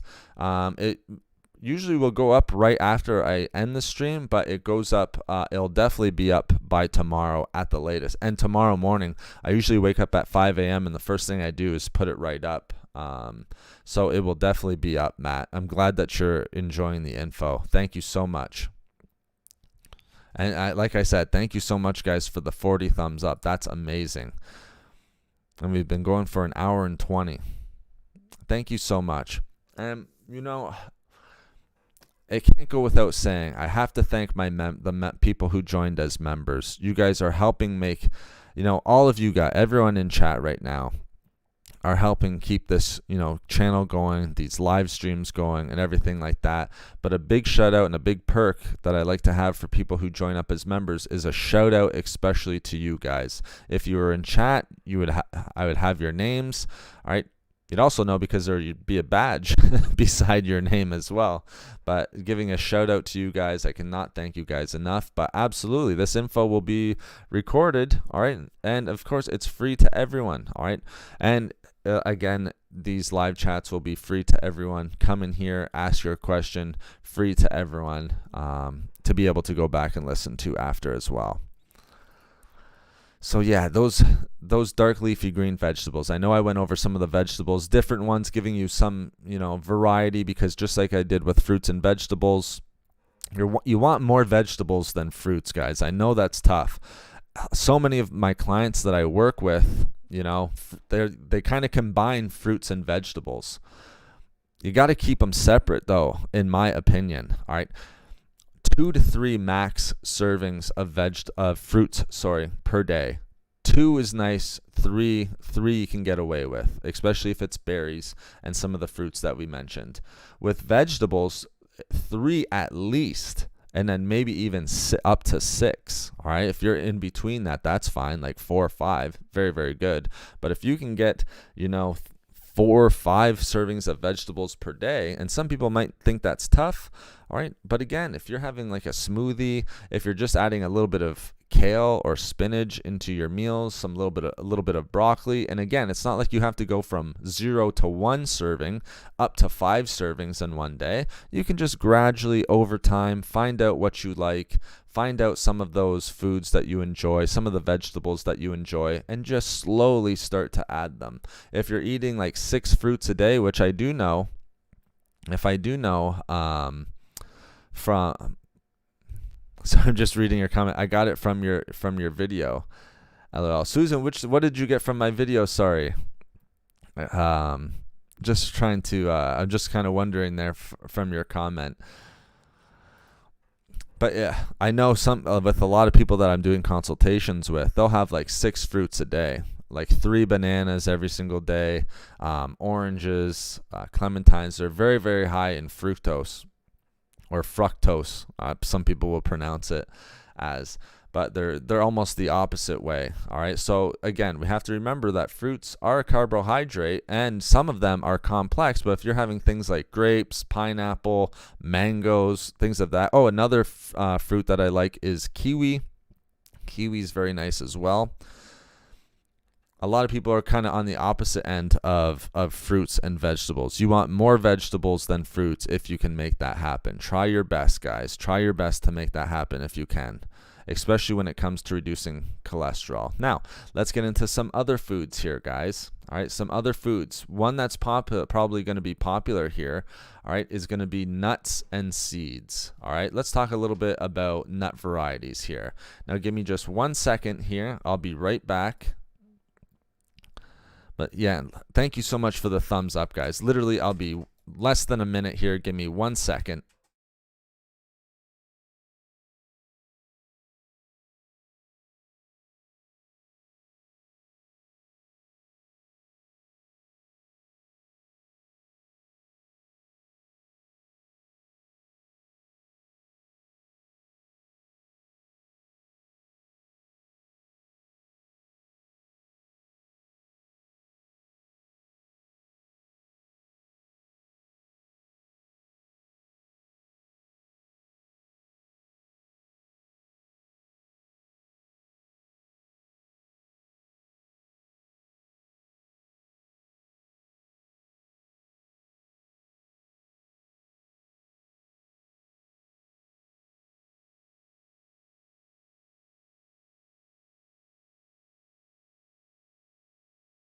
All right, sorry about that, guys. I think that was less than a minute. Thank you so much. Lester, great to see you in chat. Thank you so much. Pleasant good morning, everyone. Hope you're having a good morning, Lester. Up nice and early. That's why I love doing these early streams. I know it can be hard for some people to get into these live streams this early, but I think it works a little bit best on my schedule, and it allows me to ensure that I can always get these live streams in for you guys. I think sometimes if I pushed it a little bit later, something could come up or get pulled in a direction somewhere, and I just want to make sure that I get these live streams up for you guys. So I know it's early. I know it's hard for some people to get in here, but thanks so much for everyone who joins, and thank you everyone for the support, the great support that you've been showing me. Now let's talk a little bit, Lester, again, great to see you in chat. Now let's talk a little bit about nut varieties here. My 2 favorite, I already told you guys, all right, the ones like that are my favorites. I already told you that walnuts are a great one because, again, omega-3 fatty acids are going to be found in walnuts, all right, which is great. They're rich in a plant variety of omega-3 fatty acids, all right. Again, this would be considered sort of a type of polyunsaturated fat, so it's associated with heart health as well. All right, but we also know, all right, if we were going to choose 2, all right, and these are the 2 that I always feel like I'm bringing up, but when it comes to our overall health, and especially heart health and reducing cholesterol, we can't understate the importance of both almonds and walnuts. And those are basically the 2 nuts, the only 2 nut varieties that I consume. Maybe Every now and then I'll have like pistachios or pecans, nothing wrong with those. But when it comes to reducing cholesterol and overall heart health, almonds and walnuts are probably your go-to, guys. Again, pecans are going to help with heart health as well. I'm not saying that they're not, but if you want the best bang for your buck, all right, almonds and walnuts are the way to go. Let's talk about why. All right. Both of them are very high in monounsaturated fats. If you missed it at the beginning of the chat, the first food that I mentioned was avocados, and we mentioned that monounsaturated fat is great for reducing LDL cholesterol and total cholesterol, and it's also been associated with overall heart health in general. But in our discussion for today, we really want to focus on reducing that cholesterol. So high in monounsaturated fats. We also know that walnuts have omega-3 fatty acids. With our discussion of, salmon, mackerel, sardines, fish oil supplement, things like that, we know that those long chain omega-3 fatty acids, very, very healthy for our heart, but also great for reducing LDL cholesterol and for inflammation. Chronic inflammation, again, is going to put you at risk for heart disease, and over time can negatively affect cholesterol levels. Now, the other nice thing which almonds and walnuts have, which a lot of other nut varieties really don't, all right, and this is why I always kind of go with, these are sort of the go-tos for me, just like for fruits, berries, apples, grapefruit are sort of my go-tos. I love those. All right. But almonds and walnuts, all right, they contain, all right, phytosterols, all right, plant compounds, all right, that are going to help one to lower cholesterol, all right, which is tremendous. Not only lower total cholesterol, but LDL cholesterol. All right. So almonds and walnuts, they contain a plant compound. So, all right, unique plant compound called phytosterols, all right, which you're not going to find from a lot of other foods, all right, and even from a lot of other nuts or seed varieties. But these phytosterols are going to help lower LDL cholesterol and total cholesterol. And some studies have shown that it can benefit triglycerides, which is always nice as well. All right, triglycerides are going to be fat within the blood as also. All right, so that's why I love these two nut varieties. Almonds and walnuts contain phytosterols.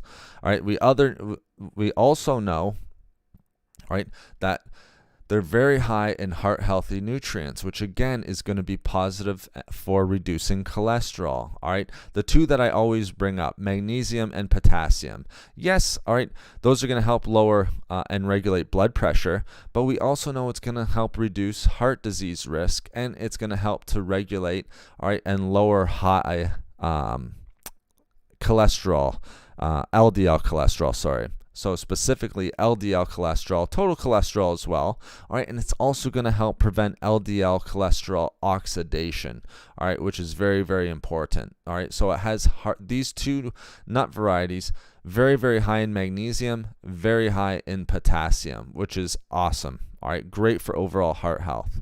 Now, the other thing that I tell you guys is we don't just pull this information out of thin air. All right, we know that there's tons of studies. All right, there was one study that pointed to, I think it was something like over 20 studies where they found that eating 2 to 3 servings, so even just 2 servings of almonds, remember, keep it in moderation, guys. A serving can be as little as 5 to 8 almonds. If I'm eating almonds, I never have more than 10. I keep that as my serving. All right, and then if I have, it's very, very seldom that I'll have 2 servings of almonds like that. It'll usually change to walnuts, and then with the walnuts I'll have like 8 halves. Again, I'm not perfect. I try to do that on a day-to-day basis. Does it always happen? No, but it happens more often than not. These studies, all right, and again, it was more than 20, it might have even been more than 25, found that just eating as low as 2 to 3 servings of these nut varieties per day, 1, decreased bad LDL cholesterol, all right, and also decreased total cholesterol. There wasn't too much, I didn't find too much on its ability to increase good HDL cholesterol. But we know that they can have a very, very significant and positive effect on decreasing bad LDL cholesterol. Almonds and walnuts. Yes, some of the other nut varieties are going to have heart health and cholesterol reduction benefits, but it's these two that we really want to focus on. They have tremendous benefits when it comes to reducing cholesterol levels, guys. All right. We also know that almonds and walnuts, all right, if you're eating almost daily, so that's why I say that I almost try to have them on a daily basis. I will have at least one of them on a daily basis. I will say that. Walnuts pretty much every morning. It's in my first meal.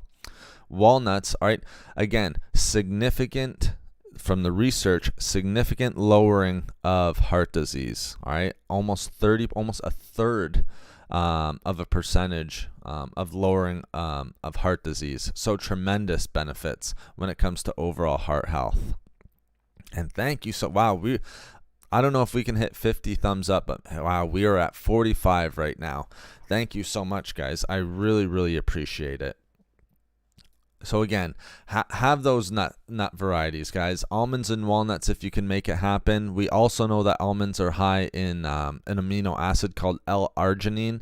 I'll just point out that that's important because for our heart health, just because that helps the body to make something called nitric oxide, which is a vasodilator, which again is going to help with blood circulation, regulate blood pressure. We see that in numerous studies as well. All right, I think that's a little bit more on the less important end. Still important, don't get me wrong, but you can get that L-arginine from a few different nut varieties, but almonds are particularly high and rich in L-arginine, all right, an important amino acid which acts as a vasodilator, all right, and that's what nitric oxide, the whole point of having nitric oxide is. You see it in a lot of like workout supplements and things like that.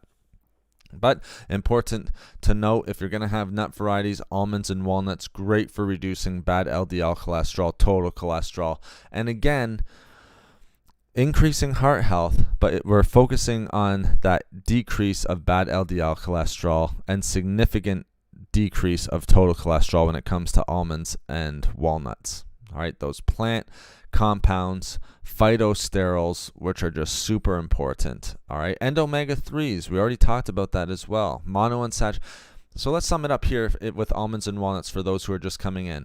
1, super nutrient dense. 2, super high in monounsaturated fats, which we already know through our discussion of avocados. We went over all of this. All right, monounsaturated fats, tons of benefits when it comes to lowering total cholesterol, LDL cholesterol, and increasing good HDL cholesterol. We also know that walnuts have omega-3 fatty acids, great for reducing cholesterol and inflammation.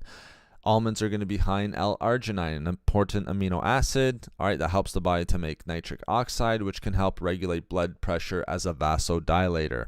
We also know both almonds and walnuts, all right, provide phytosterols, which can be very helpful in lowering and decreasing bad LDL cholesterol. And we see that in numerous studies. Like I said, I found just one study that pointed to like 20 different studies that found the exact same thing.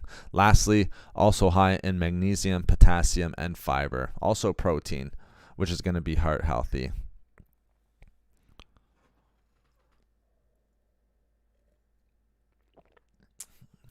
All right, Eileen, how about a plant-based diet? Plant-based diet, for a plant-based diet, yes, absolutely. You see a lot of like literature based on a plant-based diet. I think you can reduce like a plant-based your question is very interesting because it's, if we're eating a plant-based diet, a lot of the foods that we've mentioned, all right, except for salmon, really, you're going to be able to add into this plant-based diet. With the plant-based diet, you just want to make sure that you're getting all of your micronutrients like that magnesium and potassium covered, even calcium to a certain extent. That's why almonds are important as well. All right, they're a nice natural source of calcium. All right, but plant-based diet, you can still get all of these foods. All right, you can still cut out inflammation. You can still help with the regulation and lowering of LDL cholesterol, all right, and getting rid of and lowering total cholesterol, increasing good HDL cholesterol. I think on any diet, you can get the benefits of reducing cholesterol and increasing overall heart health, Eileen. Great question. Paulette, good morning from Mount Vernon, New York. All right, New York is in here. Very good. Welcome from New York. Been to New York myself. It's funny, all of these, all my neighbors to the south, I feel like everyone who's been coming in, Florida, even Wisconsin, New York, Illinois, I feel like I've been to all of these places. So great to have you all here. Yes, like I said, I've visited all of these great places, and I know that there's lots of other people listening from all over the world as well. So thank you very much, guys. I appreciate it, and it makes me really happy to know that people are listening from all over. Thank you, Paulette. And if there's any other questions, please feel free, guys. Please feel free to ask. Like I just was mentioning to Eileen, pretty much every single food except for, probably the salmon and sardines and the fatty fish, everything else you'd be able to add into a plant-based diet. All right, Paulette, how can one reverse mild enlarged heart? Okay, well, that's a very interesting question, and one that's very hard for me to answer, and probably one if someone was to ask me, Paulette, all right, if it's a mild enlarged heart, the thing, and probably the most prominent thing that I can give to you, all right, is one, make sure that you're eating a healthy diet, the foods that we mentioned, but the most important one is please speak with your medical practitioner. That's a very complex,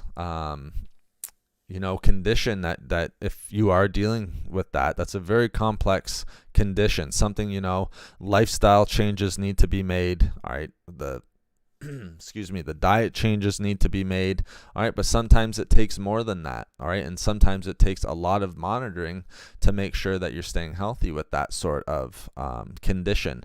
So please speak with your medical practitioner. I think it would not be a very good idea for me to make a comment on that. Just not knowing your history. Mild enlarged heart could mean a number of different things. There could be comorbidities. Not saying that there is. I'm just not sure if there is. So, Paulette, I wish I could give you a better answer. I think the biggest thing on reversing a mild enlarged heart is please speak with your medical practitioner. They're going to know much more on those sort of conditions than I would. Cardiologist would know much more. A specialist with the circulatory system is going to know much more.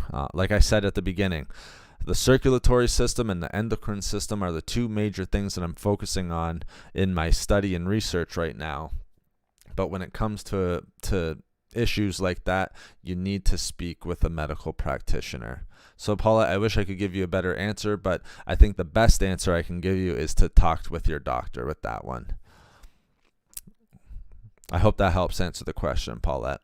Mac, great to see you in chat again. Always in here, big supporter of the channel. Thank you so much, guys. And man, we're creeping up on that 50 thumbs up. Thank you so much. I really appreciate it. All right, and I appreciate everyone, all of the new members who are joining up. Thank you so much by hitting that join button and supporting the channel. Thank you so much, guys. And everyone was going through the super chat function and supporting the channel, thank you so much as well, guys.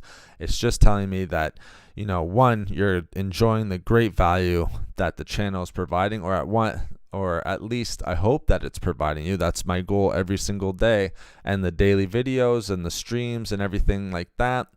All right, and thank you so much for supporting the channel through that join function and through the super chat function. It's always going to be free. The videos will be up, but it's a great way to support the channel and a great way, to getting certain perks on the channel as well. Thank you for the thumbs up. Geez, 49. We're right there. I'm doing good, Mac. I hope you're doing well, and I hope everyone else is doing well in chat. Thank you for asking, Matt. And Paulette, I hope that helped answer your question. I wish I could give a better one, but I think the best one is just to please speak with your medical practitioner.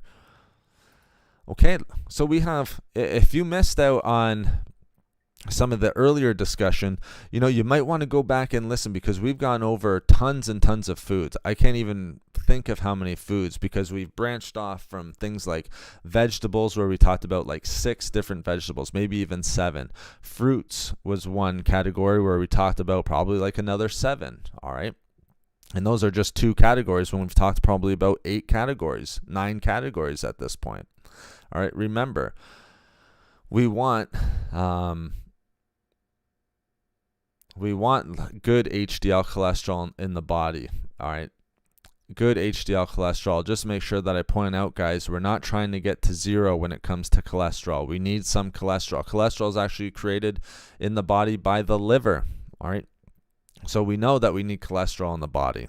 All right. We just want to make sure that we're regulating and staying away from high cholesterol levels. And we just hit 50 thumbs up. Thank you so much, guys. I really appreciate it. Wow, that's a ton of thumbs up. Thank you so much, guys. I really appreciate you all. And I hope that you guys are enjoying the chat. And again, if you have any questions, please feel free to ask. Now, the next one that I will say, guys, things like beans, like different types of legumes, like then this is nice for Eileen for a plant-based diet. Beans, legumes, lentils, peas, things like that. All right, great, Paulette. My pleasure. My pleasure. Make sure, keep yourself healthy. Please speak with your medical practitioner. And thank you for asking your question. I wish I could give a better answer, but I think that's the best one to give. So again, going back to our plant-based diet, beans, different types of legumes, lentils, your plant-based foods. All right. It's almost like your meat alternatives here. Beans, peas, lentils. Green peas. I was taking a green pea and lentils, I think were in it, and even maybe brown rice, but vegan protein powder at one point. I don't at this point. I take a whey protein supplement, so sort of more of a dairy. Some people are a little bit sensitive to that type of protein, but it seems to work well for me. You need to take what works well for you. Now, the reason why legumes and so good for reducing cholesterol, so good for heart health, guys, like black beans, any type of beans, really. It could be kidney beans, could be black beans, it could be navy beans. Could be there's so many bean varieties, white beans, so many different ones, pinto beans. And now it's almost like a competition with myself how many I can name. But beans, peas, lentils, all right, why are they going to be good for reducing cholesterol and for heart health in general? Well, one, tremendous fiber. If you look at the label of like black beans, and it's funny because I just had a bunch of black beans and red kidney beans because I had a healthy chili this week. If you look at the label of like black beans or red kidney beans, you would be so surprised how much fiber is in beans. It's tremendous, and we know that fiber is very, very heart healthy, and it can help to reduce the risk of heart disease. It also is very high in minerals. We talked about magnesium and manganese being healthy for the heart. We also know protein as well. We also know that it's unprocessed. All right. Very, very important when it comes to reducing the risk of heart disease. We want to stay away from sodium and from sugars and other preservatives. All right, remember we said we want foods where it's like a single ingredient. All right, when it comes to carbohydrates and things like that, or any foods. Pretty much all the foods we brought up are all just single ingredient foods. All right, no preservatives added. Non-GMO as best we can. No sodium, extra sugar, all of that stuff. Now again, with beans, all right, and legumes in general, this isn't just one study, guys. And again, I try to bring up as many studies as I can, but the important things with beans and legumes is something like over 20 different studies and reviews and controlled studies show that just by eating 100 grams of, let's say, beans or lentils per day is effective, all right, and significant at lowering bad LDL cholesterol, all right, compared to those individuals that didn't eat legumes, so beans, lentils, peas, whichever legume you choose. All right, so just by adding them in, you're going to have a benefit, all right, of lowering bad LDL cholesterol and even total cholesterol just by adding them in than over someone who doesn't eat them, all right? So just by adding them in, you're going to have a great effect and a significant effect at lowering bad LDL cholesterol. all right, which is just tremendous. All right. The other great thing is with these types of foods that we're talking about, guys, is it's going to be great for losing weight. I mean, look what's in it. It's high in fiber, so satiety is going to be off the charts. All right, it's going to help keep you full for longer. It's not going to spike blood glucose levels, all right, which is great. So you're not going to get that crash. That crash is usually what's going to be causing. It's going to be increasing that ghrelin, all right, hormone. Ghrelin is the hormone that's going to be telling you you're hungry. All right, so you're going to be full for longer. Leptin is the one that's going to tell you you're full, just for the record. But ghrelin isn't going to be coming into play as much. You're going to be full for longer, and it's going to help you to be in more of a calorie deficit. Because remember, to lose weight, you need to be in a calorie deficit, as we've discussed on the channel before. To maintain your weight, its maintenance level, if you're in a surplus of calories, you're going to increase weight. The reason why I'm bringing this up is because cholesterol, all right, and especially high cholesterol levels can be affected by not only diet but also by weight. All right, so being able to lose weight is going to be very, very helpful in regulating cholesterol levels and making sure that they're at a healthy level. All right, so very important. All right, I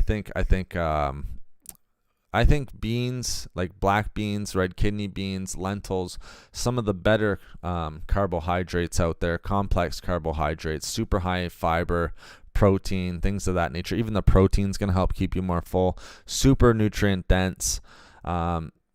It's right up there with complex carbohydrates, guys, just like oatmeal, barley, sweet potatoes, things like that. Really, any potato, like red potatoes, is fine too.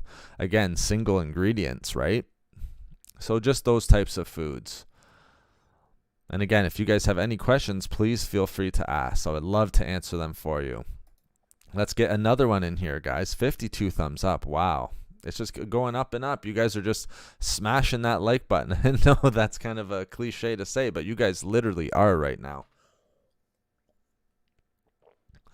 One other one that we've seen with being able to have good effects on cholesterol levels, again, I would keep it in moderation. Any oil I would keep in moderation, but the next one will be extra virgin olive oil, guys. And again, the Mediterranean diet, again, it doesn't...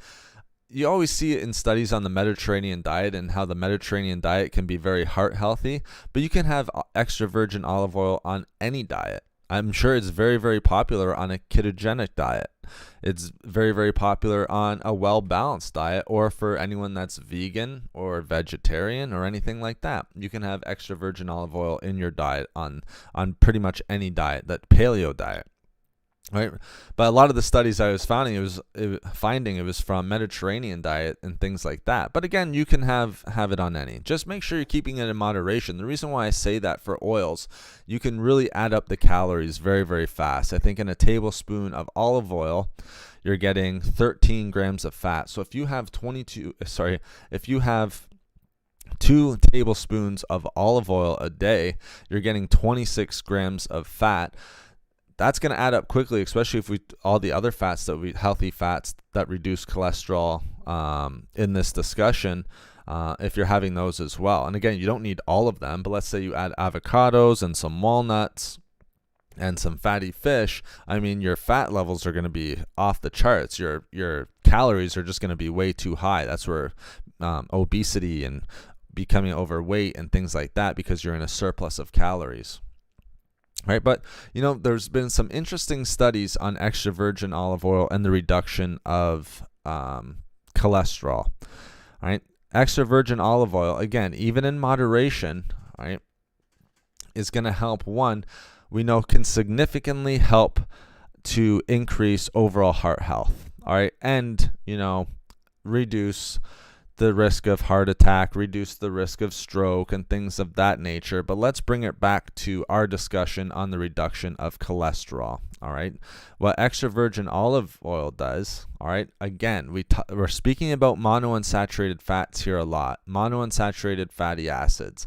All right, we talked about it during avocados, we talked about it with almonds and with walnuts. All right, and monounsaturated fats is very, very important. Not only in lowering bad LDL cholesterol, but increasing good HDL cholesterol, which again is important because that's going to help flush out the cholesterol that's in our body, like the bad cholesterol in our body as well. It's going to help to regulate, all right? So we need that good HDL. We'd like to take the good HDL cholesterol and increase it as we lower bad LDL cholesterol. And extra virgin olive oil will give you like that 1-2 punch. As you lower LDL cholesterol, you also increase HDL cholesterol, which is very, very important. All right, so we know and try to get extra virgin olive oil, guys. All right, that's going to be the best, just nutrient wise, best. One, antioxidant wise, there's not a ton of nutrients in extra virgin olive oil. Its main, I guess, benefits, especially when it comes to reducing cholesterol, is going to be through its monounsaturated fats, its super high levels of antioxidants, and also its anti-inflammatory compounds. But we know olive oil is a rich source of monounsaturated fats, which is great because remember we were already talking about it's easier to get the polyunsaturated fats. We want to stay away from, and we talked about this in our lifestyle changes with diet, stay away from saturated fats and trans fats, increase monounsaturated fats, polyunsaturated fats, omega-3s and omega-6s. Monounsaturated fats are very important, again, because they increase good HDL cholesterol and they lower bad LDL cholesterol. Super important for keeping us healthy and keeping our heart healthy and reducing cholesterol. All right, the other nice thing with extra virgin olive oil, and one thing I think that can't go unnoticed, is just inflammation.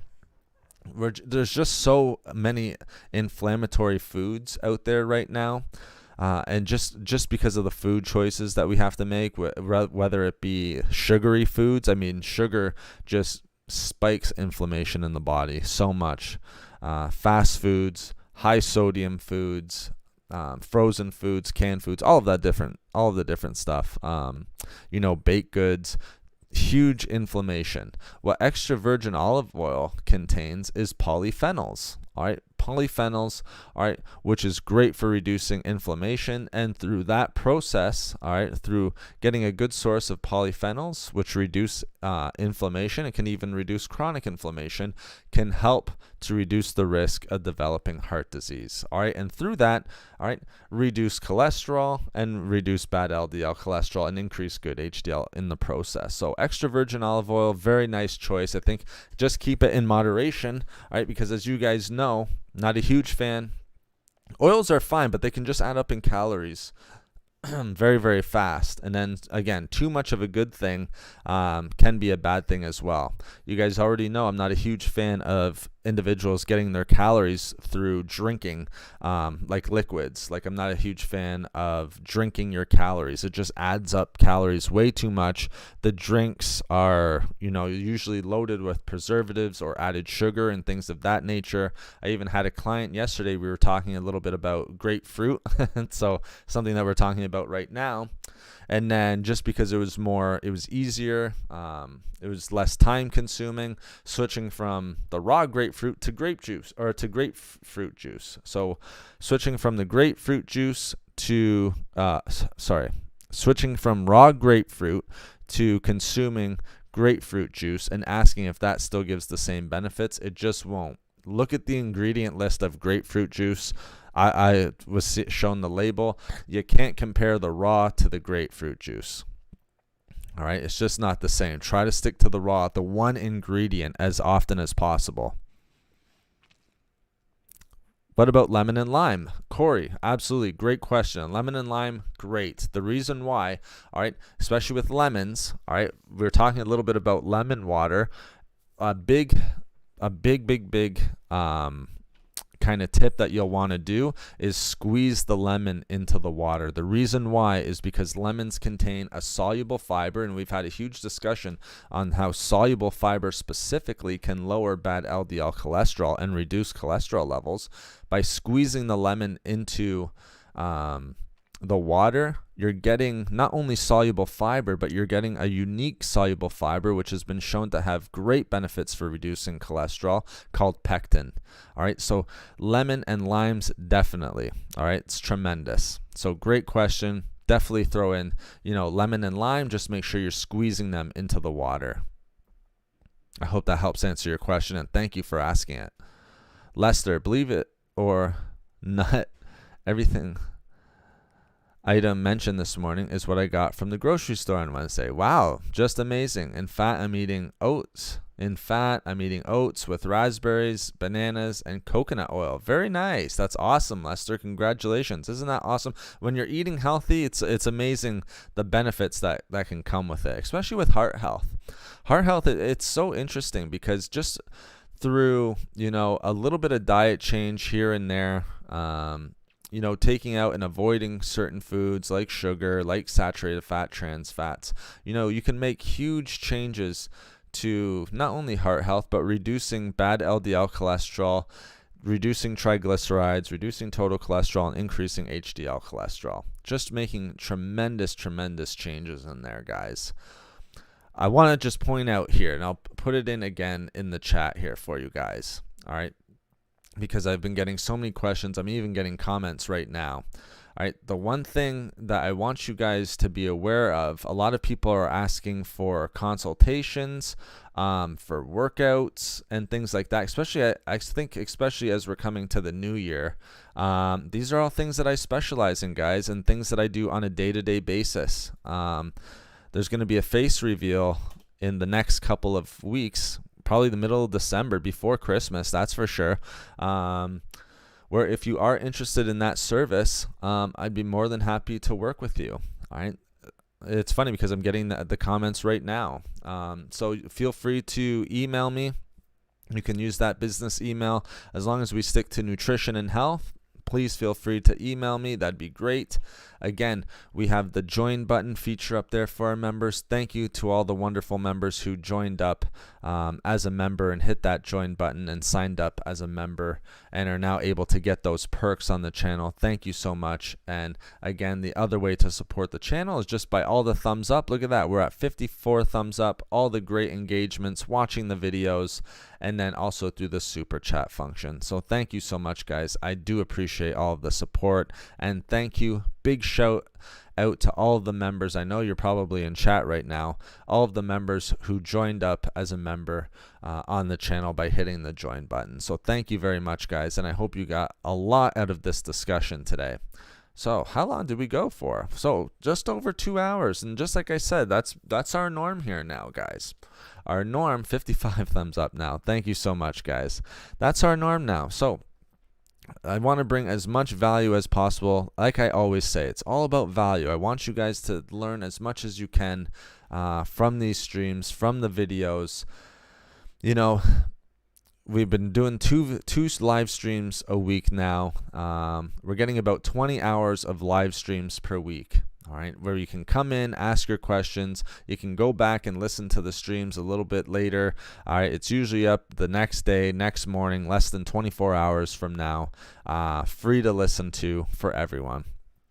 And we're just going to continue to keep going with that. I think these live streams are going to keep continuing to grow, especially once the face reveal comes in. If you guys are up for a face reveal, just let me know in chat right now, and we'll make sure that we get that done.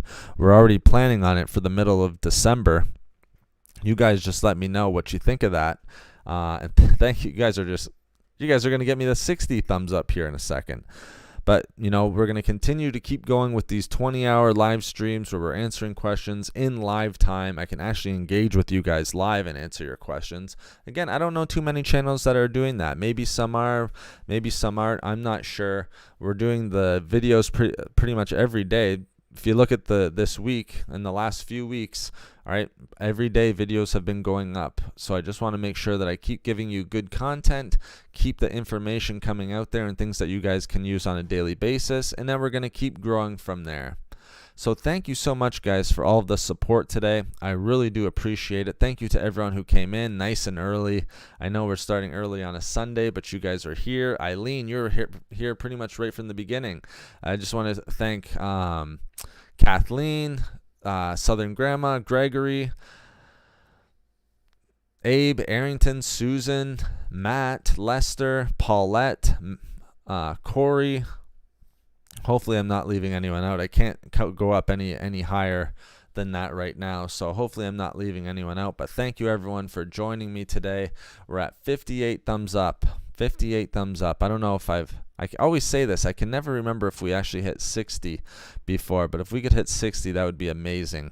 And again, we'll be back on Wednesday morning. All right. I don't know if I kind of want to do something on the endocrine system. Maybe we'll do something on diabetes. I'm not too sure. I have a bunch of ideas that are written down. I don't think we'll ever run out of ideas when it comes to the live streams or on daily videos for that matter. There's just so much information and so many topics to go out there.